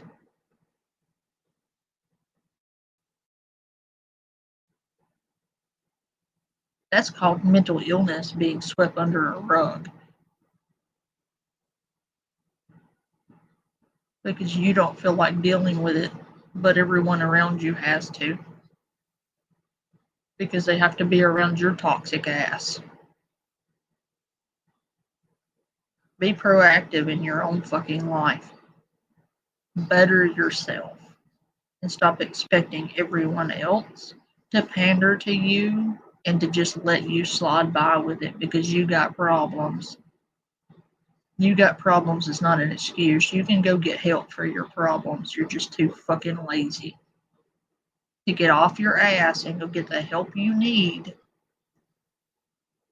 And instead, you're out here actually inflicting harm on people. Invading people's real life. Crossing boundaries. Pushing people too far. And laughing about it. Because it's funny, right? It's not funny. It's not cute. Grow the fuck up.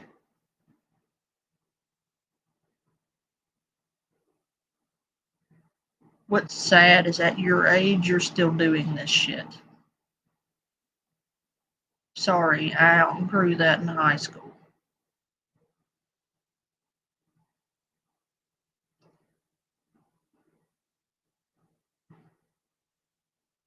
And I don't really owe this motherfucker the compassion of telling them to go get help. But because I'm a decent motherfucker, I'm not going to sit here and just sweep their fucking psychotic issues under the rug and call it trolling.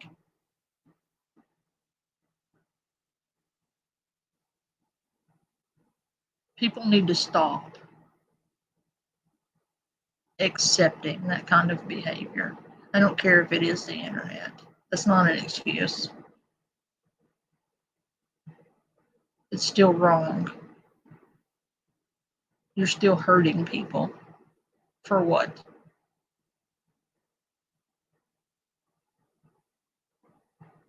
And people like Mort out here doing the best they can to bring a little light into somebody's life by telling stories they might enjoy, or being harassed all the time because of petty jealousy, because they can't do that, because they don't have the fucking talent. Or they might have the talent, they're just too lazy to really put any real work into it.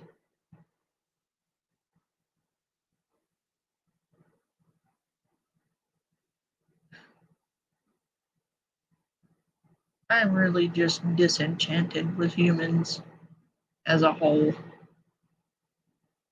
I've lost a lot of faith in humanity as a whole.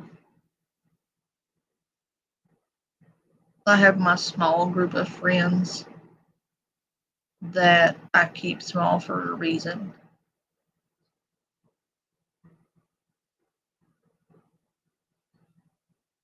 And it is what it is.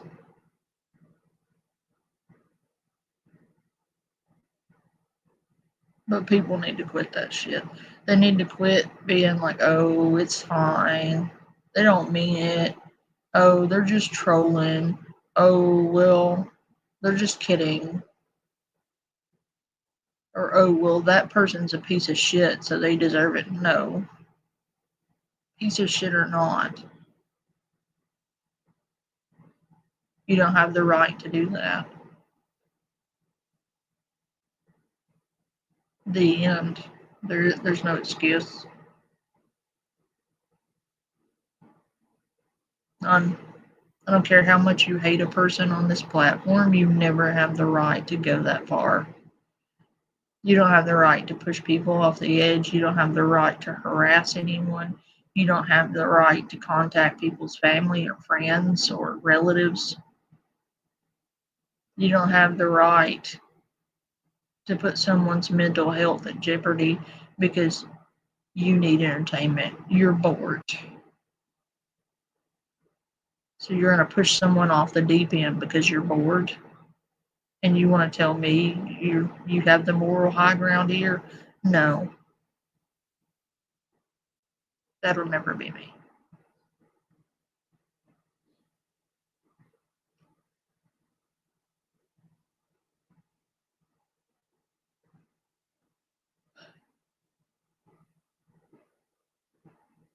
And oftentimes their friends, quote unquote, won't say anything because they don't want that shit turned on them. And really, all that is their friends are cowards because they don't have the balls to tell them that what they're doing is wrong.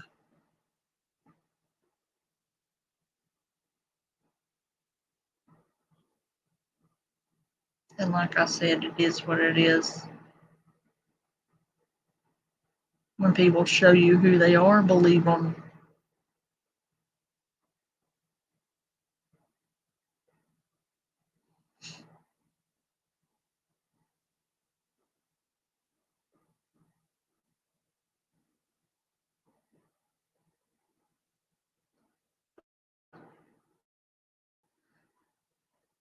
I normally wouldn't have said much, but all the shit I've seen go on this last week,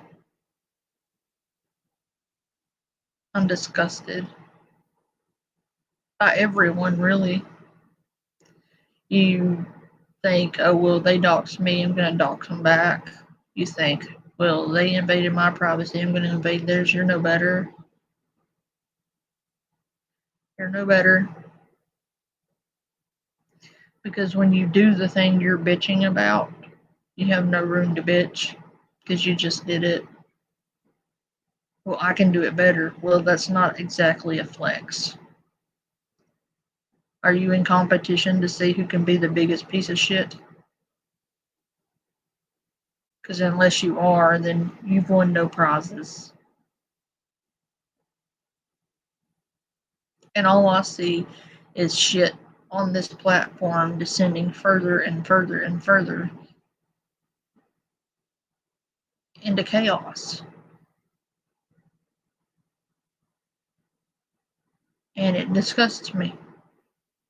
Because I remember a time where that kind of behavior was frowned upon. Where that kind of behavior would have gotten you kicked out of a community. It would have gotten you ostracized and cast out, not put on a pedestal and patted on the back.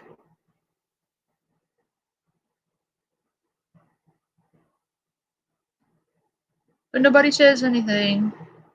No, nobody says anything until it happens to somebody they care about, and then suddenly they develop morals.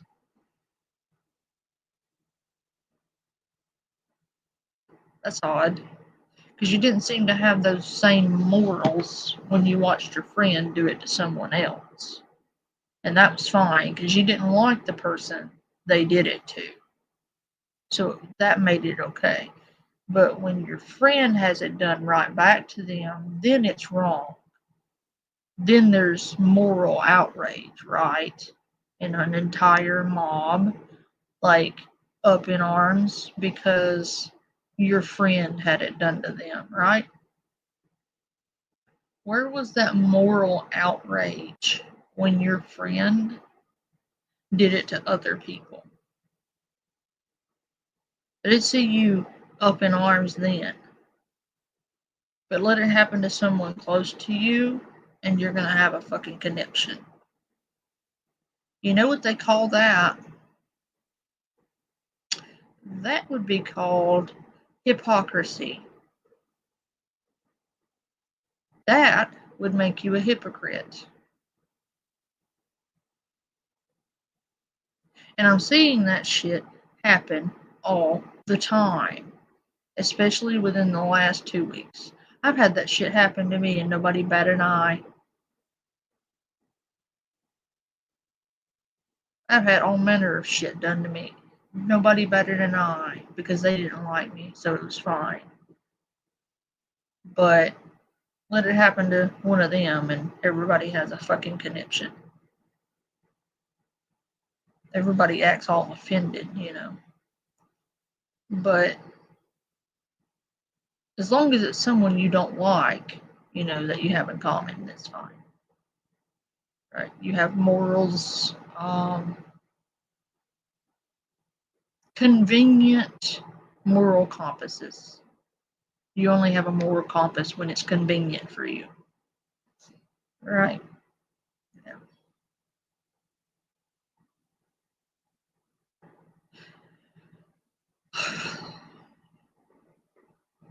It's disappointing. But such is humanity, quite frankly. Disappointed all the time.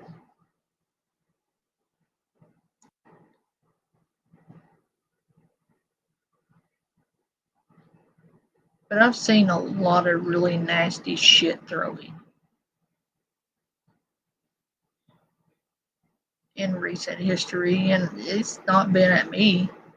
I've seen it happening, but I'm not involved. I'm not going to get involved. Period. I'm going to say how I feel about it. And I don't care who's doing it, it's wrong. I'm not going to discriminate one way or the other. It's fucked up.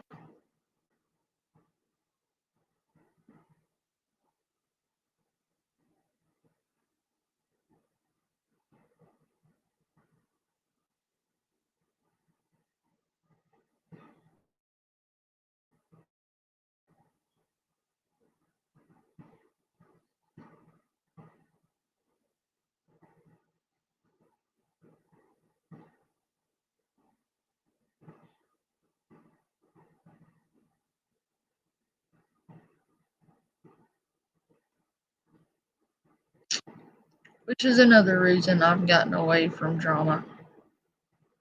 I was trying to make sense of that comment and I can't.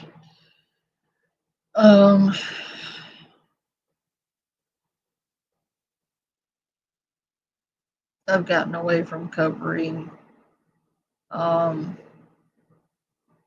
anybody really. Because it seems like people can't cover other people without being nasty about it, or doxing each other, or being just absolute hypocrites. Boss lady, mostly. The shit I've seen done to Raggedy,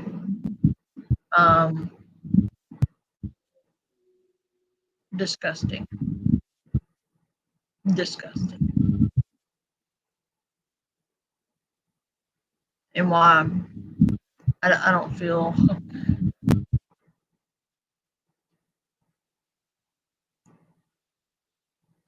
like there's enough being done there, but not my circus, not my monkeys. It's fucked up and I don't like it because Raggedy's a good person.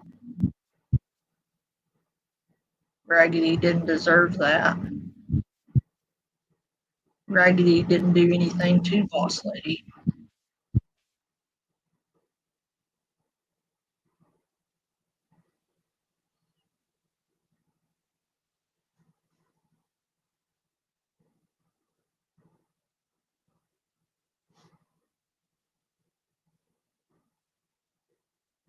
Yes, the actions of others has a chain reaction and can be harmful to the victims.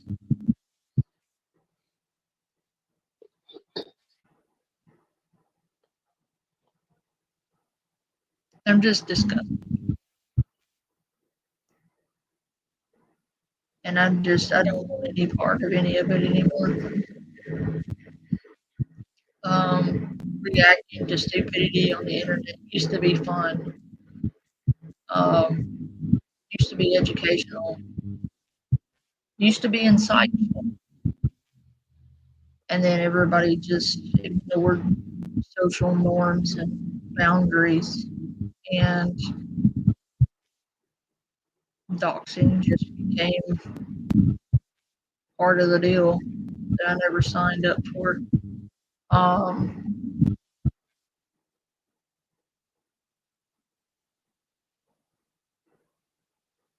so yeah, I'm done. I'm done covering anyone. I cover the ghosts and the spirit talker and random other shit, but I do not want any part of covering anyone else because it's fucking insane on this platform.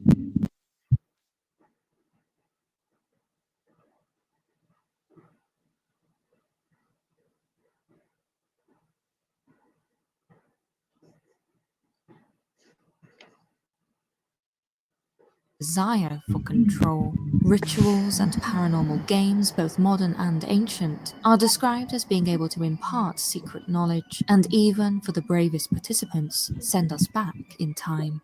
Some of the most obscure of these rituals are thought to be the most effective and most dangerous. What is more terrifying is that these mystical games are whispered to be best played alone.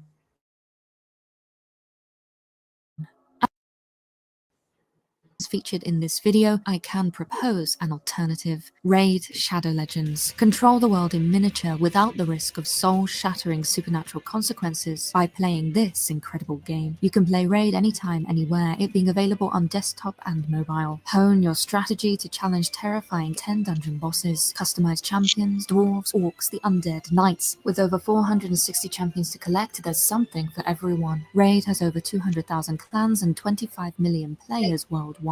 There are infinite ways to play. Raid's attention to detail is one of my favorite things about the game. Look at these champions. You can enjoy playing with monstrous creatures such as Rocktooth without having to summon them in a candlelit room at 3 AM in the morning. This month, Raid is having their biggest update ever, the main event being the delightfully named Doom Tower. 120 floors, secret rooms, and 12 utterly terrifying bosses. To help you get started, the Raid team is giving you a special champion, Bulwark. So if you want a huge head start, click my special link in the description and be gifted your free void. Now that I've got that off my chest that needed said, I feel like that was necessary for me to let go and move on, truly. So I have said what I have to say. I'll be speaking no further on it. And it is done. I will no longer be giving time to things that do not serve me, nor to people who do not deserve it. And when I light these incense and purge the negativity out of my space, and hopefully out of yours as well, all of you, to those who may have harmed me in the past, I forgive you. To those who may harbor hurt feelings at me, may you forgive me also for whatever I may have done to hurt you. hurt your feelings. Go in peace. But go. I have no more space in my life for negativity.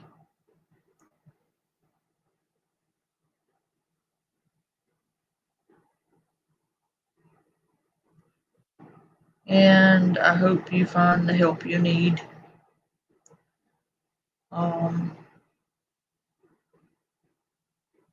And find peace with yourself, because you clearly aren't at peace with yourself, or you would not feel the need to do the things that you do. And for that, I pity you. But you have no space here anymore.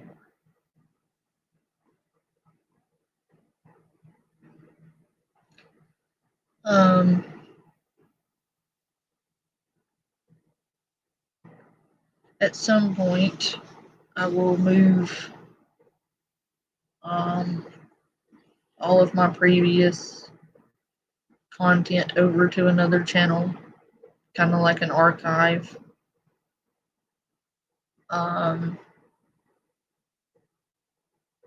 But this channel is going to be primarily for this paranormal research, ghost hunting, spirit talker apps,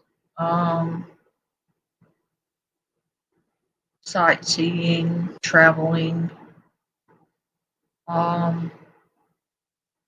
good times with good friends, and that's about it.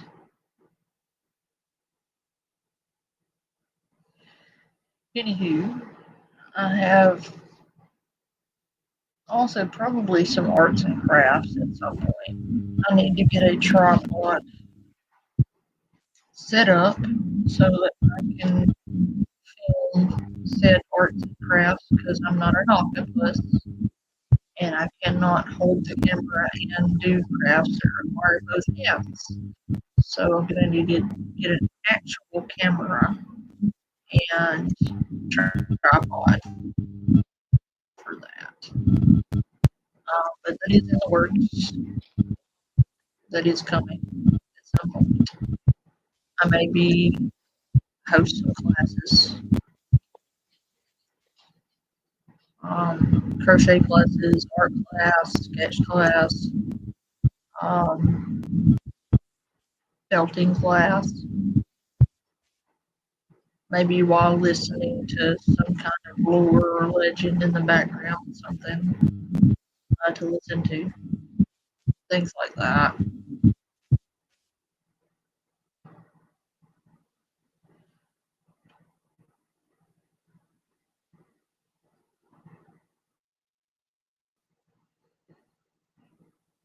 Champion 50 gems and more. For the next 30 days only, you'll find extra rewards in your inbox. It's that easy them ritualistically to communicate with the dead and for divination. In ancient times, books such as the Homeric epic, the Iliad, were used, whereby the participant would ritually pick a page and sentence so as to reveal the answer to that question. In medieval times, the Bible became the primary focus for such magic rituals, and thus these games fell under the category of bibliomancy. In modern times, especially in Latin America, a new variant of these historic rituals has come about in the form of the Red Book game. The church and other spiritual organizations strongly discourage playing the Red Book game. They regard it as invoking evil forces. Indeed, many warn against playing this forbidden game, for the spirits that it is said to conjure are claimed to be unpredictable, with some even reporting that they can cling to a participant. I've actually heard of this game, coincidentally, because, like, I went to a Christian academy, and so you can imagine our access to things were a bit limited.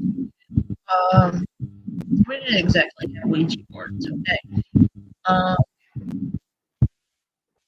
had a couple of friends who decided to play this game.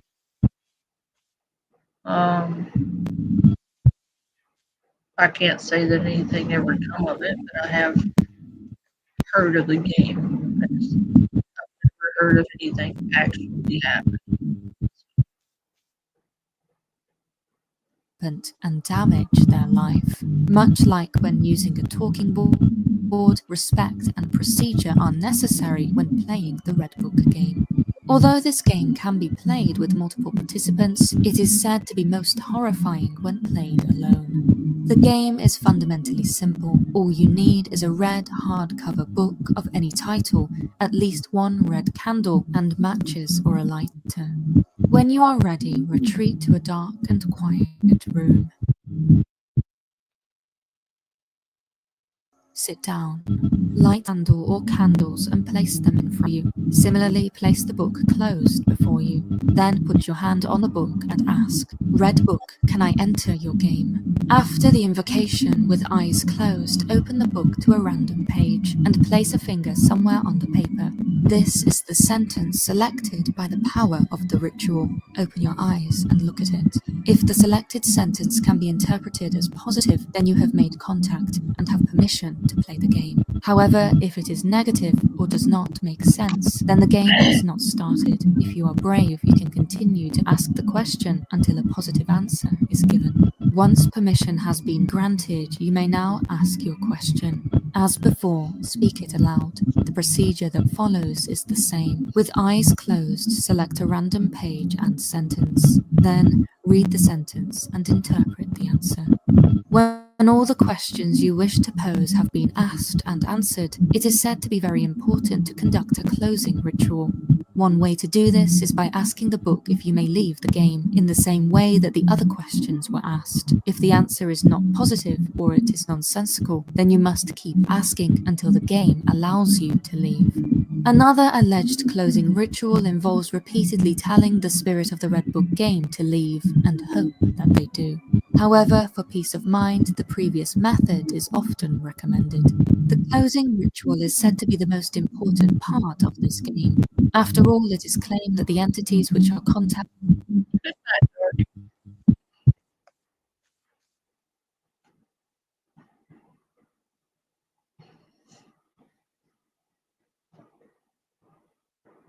via the Red Book are very eager to stay in the participant's life. 11 Miles is a ritual with origins that can be traced to the fiction of the master. Since then, it has taken on a life of its own, being transformed into a modern-day paranormal ritual that, when performed correctly, is said to be able to make your deepest desire come true. Journeys have great traditional significance, from the ancient Greek tale of the hero Odysseus to more modern spiritual journeys of awakening and personal development. Much is said to be able to be discovered this concept, with some who have played it claiming that their lives were forever changed, for both better and for worse afterwards. All you will need for the 11 Miles ritual is available. Whilst it is said that it can be performed using a motorcycle, a car is strongly recommended for the protection that the enclosed space will provide you as you go on your journey. Other than this, there are a few non-negotiable conditions of playing this paranormal game. First, do not, under any circumstance, leave your vehicle until the ritual is finished. You should also make sure all the windows in the car are up and not opened at any point during the journey. Next, it's not a race. You should not drive faster than 50 miles per hour. And finally, you must travel alone. To perform the ritual, it is advised that you wait until night when there is less traffic on the road. Turn off your radio or CD player and do not use any electronic device on your phone for the duration of the game. When you are settled in the car, start the drive. The first stage of the ritual is to find your road, namely the road that you are searching for. The road that will lead you to whatever it is that you desire. It is said that you should drive to the woods, specifically along a road that will lead you to and then through the woods. Drive slowly and keep an eye out. The road you are looking for will not have a name, but you will feel it when you find it. you will be drawn to it. You may even see glimpses in the trees, peripheral or within your mind's eye, of the thing that you desire. When you find the road, turn onto it. Stop now if you need to. When you are ready, you will begin your first mile. It is said that nothing much will happen for this first mile. You are told to drive slow and stay calm. You may begin to feel cold, so turn on your heating if you wish. As you drive into your second mile, you should really start to feel the temperature drop. It will be colder and will continue to get colder. So if you have not already, it is recommended to now turn on your heater. Mile 3 is when things are supposed to start to change. Drive carefully. You may see shadows in the trees. They may even look like people. Try not to look at them. Resist the urge. Continue driving. During mile 4, the shadows are said to get closer to the car. Once again, do not look at them. Keep your eyes on the road. At this point, you may even start to hear whispering voices. Try not to pay attention to them, regardless of how human they may seem. As you enter your 5th mile, the forest will disappear, revealing a clearing containing a lake with a still reflective surface. As before, resist the urge to look at your surroundings. Keep driving.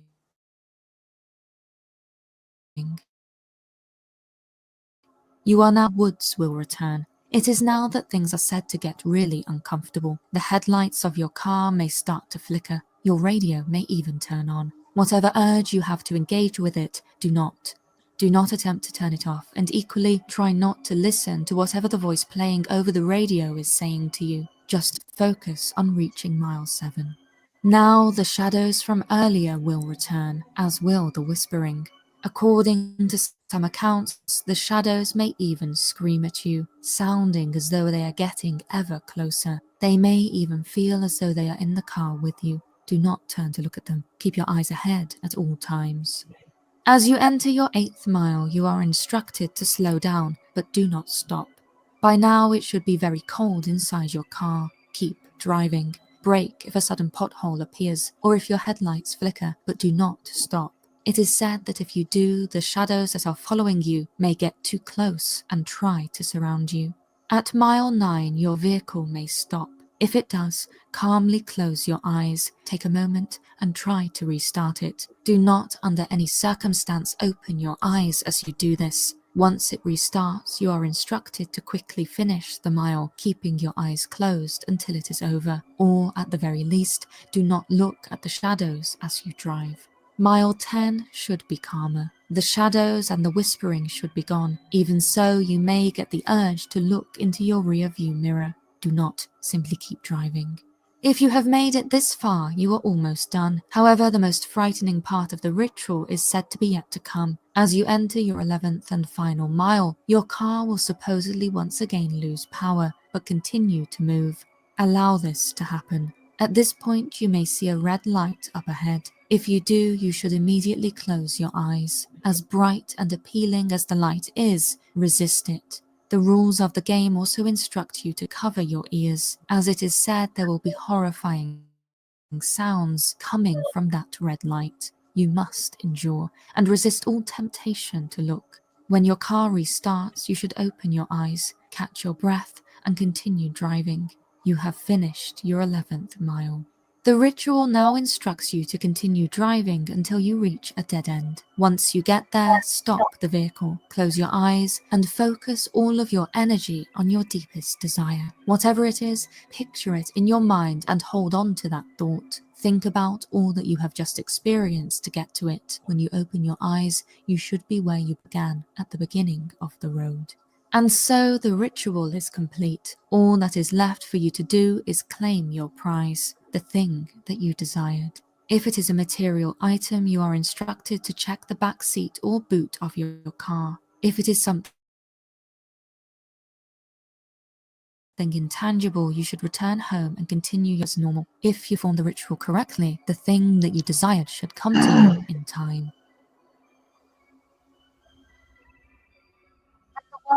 In the world of folklore and superstition, the color... I don't know. That game seems a little bit dangerous to me. Yeah, how are you supposed to drive with your eyes closed and... Oh my gosh, like, no. Like, that just seems like you're asking, because kids are going to play this game. You get what I'm saying? Yeah. I feel like that's bad advice.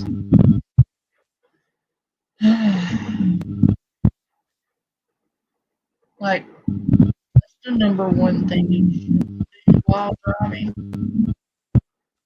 30 miles an hour. Um,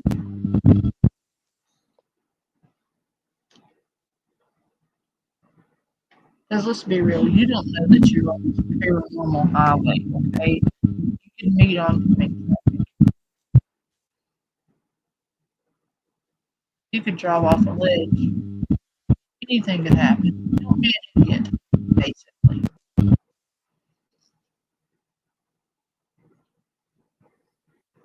This is super bad idea. Do not play that game. No. That is my recommendation.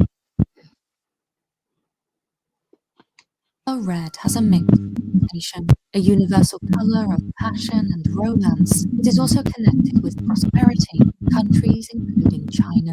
And yet, for many, the color can signify something more sinister, danger, blood, even the devil himself. It is perhaps then no surprise that many paranormal entities are associated with the color red, from the impish harbinger of doom, the Nain Rouge of Detroit, to red-eyed werewolves and bloodthirsty red-cap goblins. One such unearthly entity is the Red Man.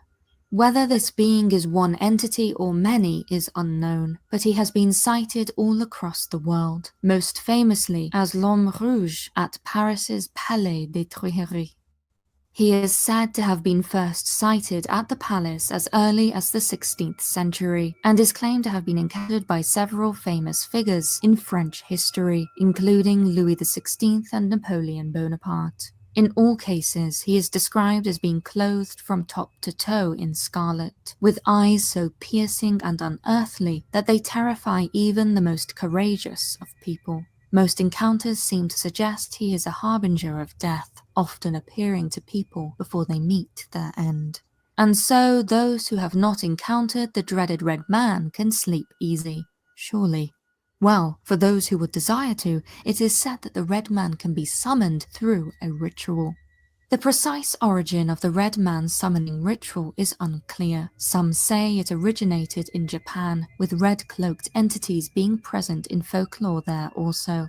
However, given the seemingly global reach of the Red Man, it is impossible to say either way. Whatever the case, those who have reported on the game warn against playing it, stating that the Red Man may very well be dangerous.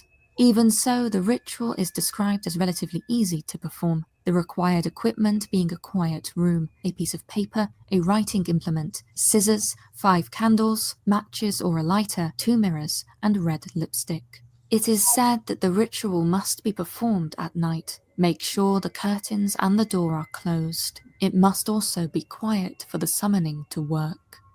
First, draw the simple shape of a man on the piece of paper and cut it out. Next, draw a line down the center of the man-shaped paper. On the left side of the man, write your name. On the right side, write Rubeus, meaning red in Latin. You should also draw a pair of eyes onto one of the mirrors using the red lipstick.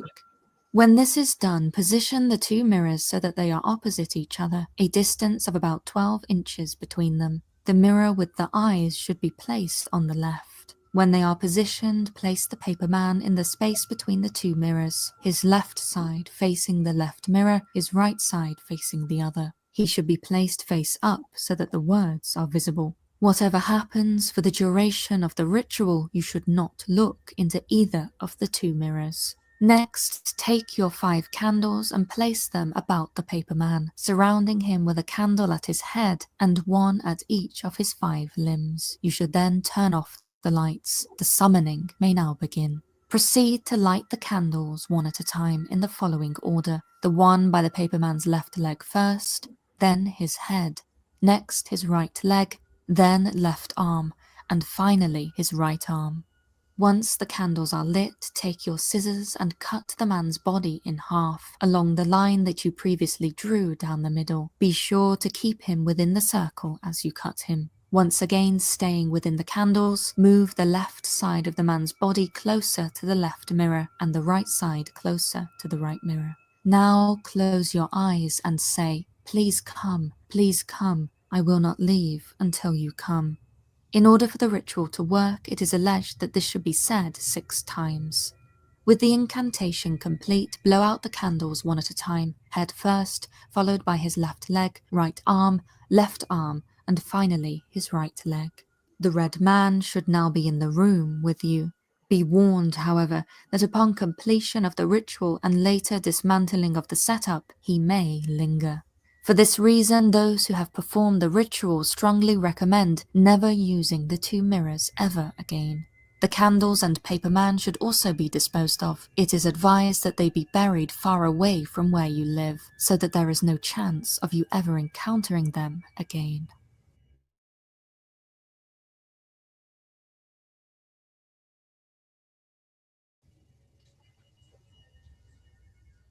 The Ocean Bass has a rich history. Comprising 33 islands, the area has been inhabited for centuries, quite possibly millennia, with some suggesting that the first people to live on the island.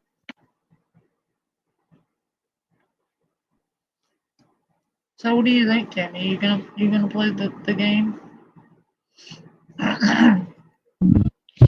No. I do not see this in my future. Are you sure? Because it sounds like fun. You could videotape it and I can watch. How about you play it and videotape it and show it to me? No.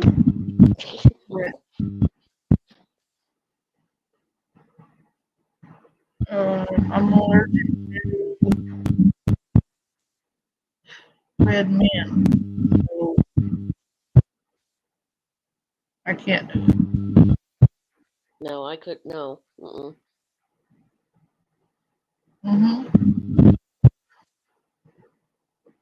But I have an allergy.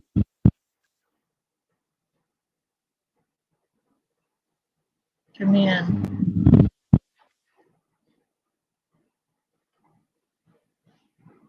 Islands did so as early as 3000 BC, although the island nation was colonized by European nations before eventually gaining independence from British rule in 1979. Kiribati has retained its unique language and traditions, culture, and folklore. One aspect of the indigenous folklore is the belief in the power of ritual and magic. One well-documented ritual from the islands is Tikaiwa, or the love test. Today, it is sometimes referred to in English as the love me game. The purpose of this ritual is divination, to determine whether or not the participant is loved by a specific person. Ritual involves invoking Te Rakanini, a spirit god of Kiribati folklore. According to legend, Te Rakanini, a great warrior from one of the islands, and his wife were one day snatched away to become spirits. Ever since, they have been revered by the indigenous population, with Te Rakanini being regarded as a god of love.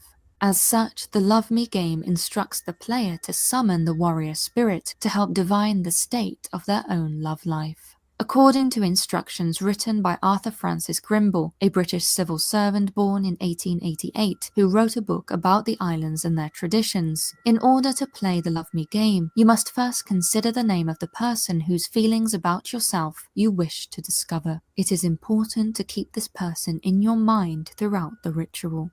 There is no special time or day to invoke Te Rakanini, and so when you are ready to begin, you should pick a pinnule or secondary leaf from a coconut palm. With this in hand, you should carefully tear the pinnule in the middle by about half an inch from the side, but with the pinnule in your left hand, take the thumb and index finger of your right and gently pinch the torn part of the leaf, and proceed to slide it through those same fingers, drawing them away from you and along the length of the strip. it is important to be gentle so as not to tear the pinule any more than you already have done. Repeat this action again and again, and as you do, whisper the following incantation, substituting the phrase "that girl" for the name of the boy or girl who you wish to divine knowledge of. 1, 2, 3, 4, 5, 6, 7, 8, 9. Tell me, Te Rekanini, does that girl desire me? Tell me, does she hate me? Tell me, does that girl love me? Tell me, and tell me, and tell me. It is said that you should repeat this invocation 3 times. When this is done, once more draw the pinule through your right thumb and finger, but this time detach the strip from the base of the pinule by tearing the end straight off. Discard the portion of the pinule in your left hand. The answer you seek lies in the torn portion you now hold in your right. The traditional ritual then instructs you to hold your index, middle, and ring fingers together and place them on top of the pinule, your palm facing up and your ring finger lying along the bottom edge of the strip. Where your index finger ends, make a crease on the strip. Next, wrap the pinule around these fingers 3 times, tearing the strip off at the point where it completes the 3rd turn. When this is done, unwrap the strip from around your fingers. You should now carefully tear the strip down the middle lengthways, once again being careful not to tear the pinule completely in 2.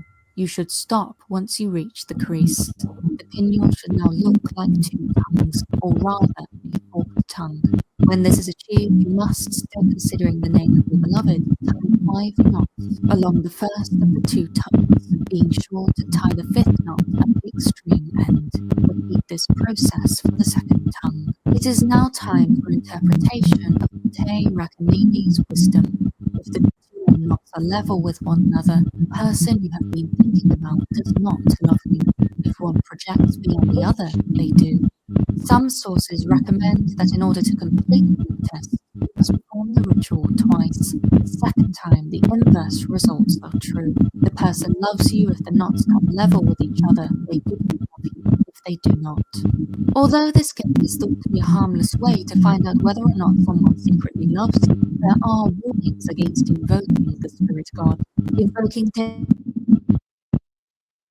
deity is either recommended, as he has some warn that Te Ragnini has a dark side and can be unpredictable.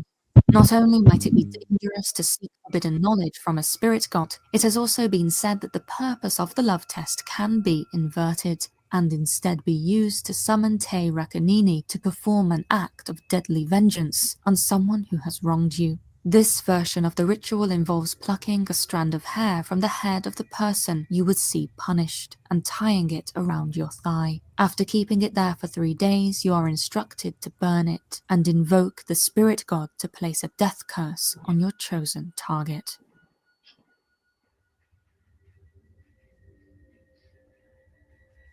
Although I do not advise performing any of the rituals described in this video, the final ritual comes with the severest health warning. There is no known way to reverse the alleged effect of this ritual, and so unless you truly and unhesitantly wish to relive a time in your life that has already passed, do not attempt to perform any of the following instructions. The Black God Ritual is a Japanese ritual game that challenges the very concept of time and whether or not there is a way to turn back time. Although its exact origins are unknown, it appears across the internet on several Japanese websites, with heavy warnings invariably attached to it. The ritual involves an awareness of the Rokuyu calendar, namely a traditional Japanese date-keeping system that is said to predict whether there will be good or bad fortune that day. There are 6 days in a Rokuyu week, and the Black God ritual requires the participant to perform the ritual as the clock ticks over from the evening of Sensho to the early morning of Tomobiki. According to Japanese belief, Tomobiki is a day when one may find themselves drawn to death, meaning that funerals are strictly avoided on this day. When you have identified a suitable day to perform the ritual, gather the following supplies: a candle, matches, a permanent marker, and a timekeeping device that does not make any sound.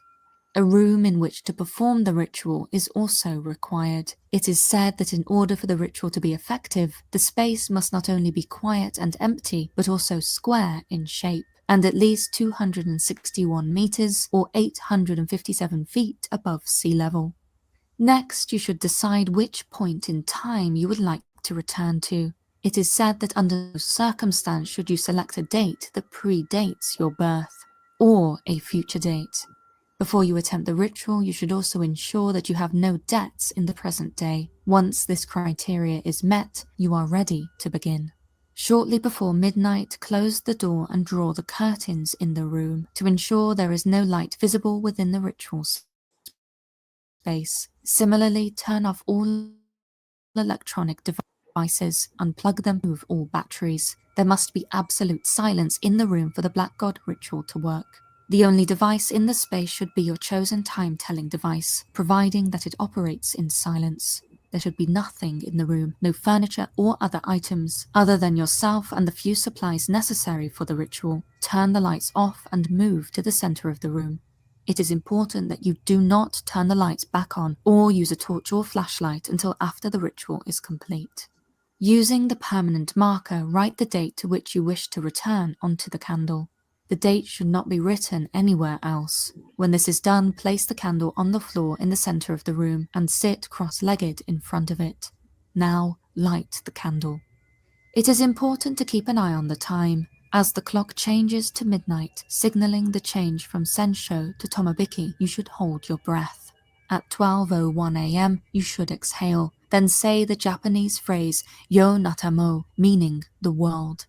Chant it, repeat it, say it again, for as many times as you feel you must. When you feel ready, stop and fall to silence. If you have performed the ritual correctly, it is said that you will have traveled back to the date you wrote on the candle.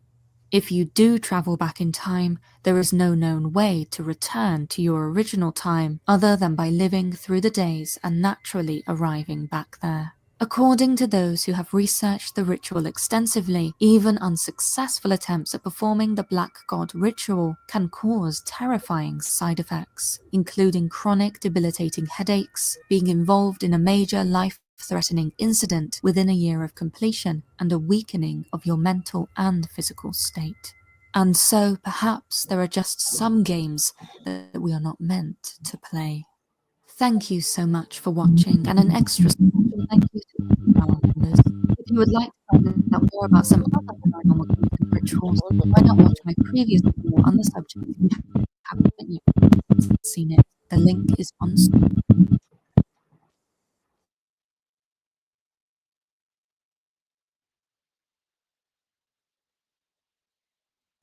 Any of them. They all seem like a bad idea. We'll do one more and then we'll get to bed.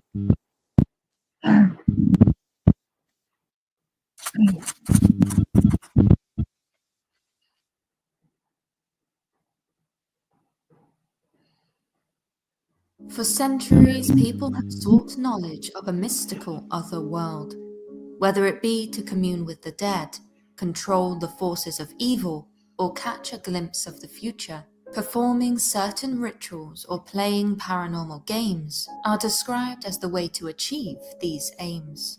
Often complicated and saturated with secret knowledge, these rituals are not for the faint of heart. Many are said to have gone mad, or worse, after participating in them.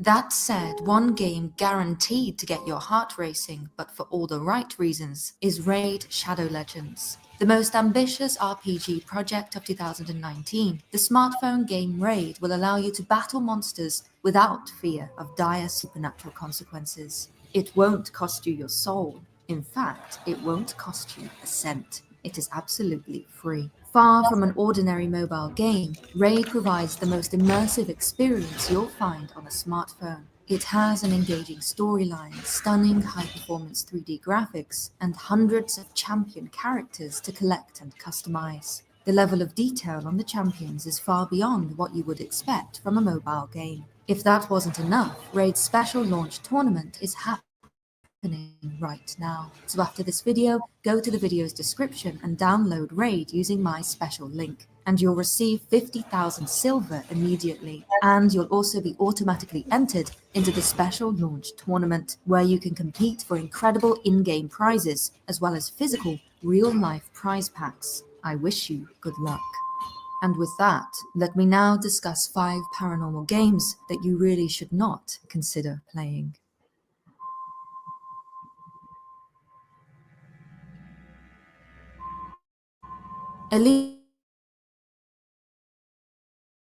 How about we just start off with the Dead Man game, because that sounds pleasant.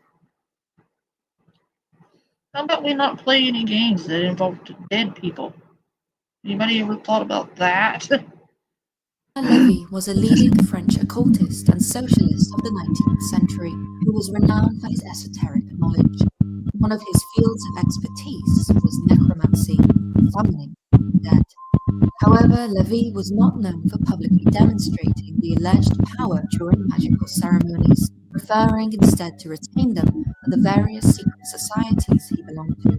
In his own words, to practice magic is to be a quack, to know magic is to be a sage. In his book Transcendental Magic, Levy recounted his trip to England, where many had asked to see his rituals. They asked me forthwith to work wonders, as if I were a charlatan, and I was somewhat discouraged, for, to be frankly, far from being inclined to initiate others into the mysteries of ceremonial magic, I had myself shrunk all along from its illusions and weariness. Moreover, such ceremonies necessitated an equipment which would be expensive and hard to learn. Despite his reluctance to share his secret knowledge with others, there was one request which he was unable to decline.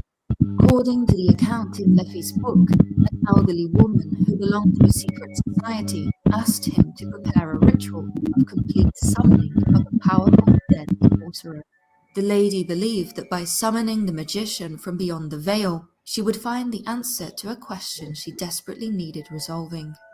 In exchange for Levy's service, she promised to provide all the necessary materials and give him many rare books and magical apparati.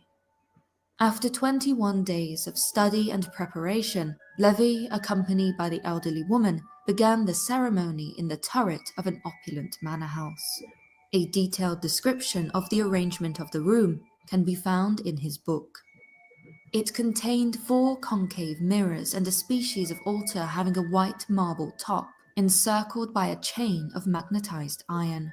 The sign of the pentagram was graven and gilded on the white marble surface. It was inscribed also in various colors upon a new white lambskin stretched beneath the altar. In the middle of the marble table there was a small copper chafing dish containing charcoal of alder and laurel wood.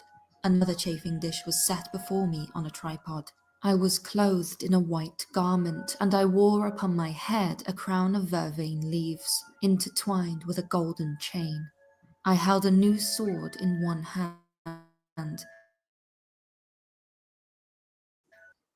and in the other, the ritual. I kindled 2 fires with the requisite prepared substances, and began reading the evocations of the ritual in a voice at first low, but rising by degrees.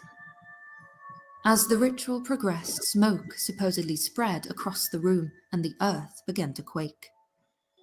I heaped more twigs and perfumes on the chafing dishes, and as the flame again burst up, I beheld distinctively before the altar the figure of a man more than normal size, which dissolved and vanished away.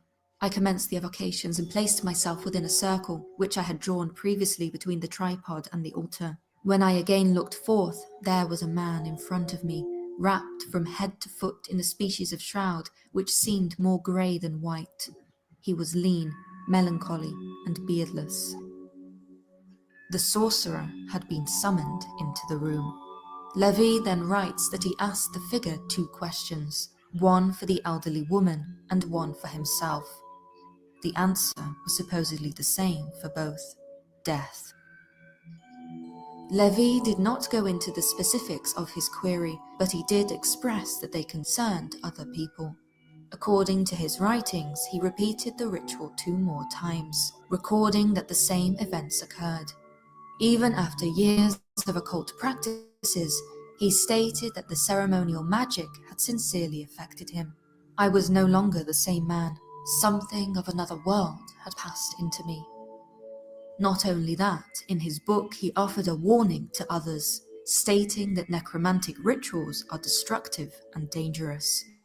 If practiced regularly, Levi wrote that neither moral nor physical health would be able to withstand. As for the elderly lady, who Levi kept anonymous in his writing due to her coming from a prestigious family, she supposedly found nothing other than madness in the ceremony. Levi claimed that she had become addicted to the dark practices of necromancy, and as such was slipping into insanity.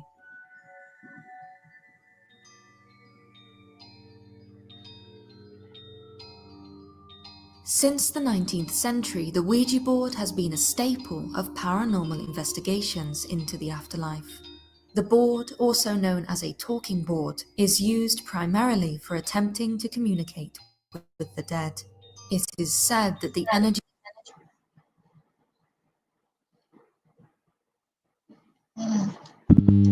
No. I got apps for that now. Nope.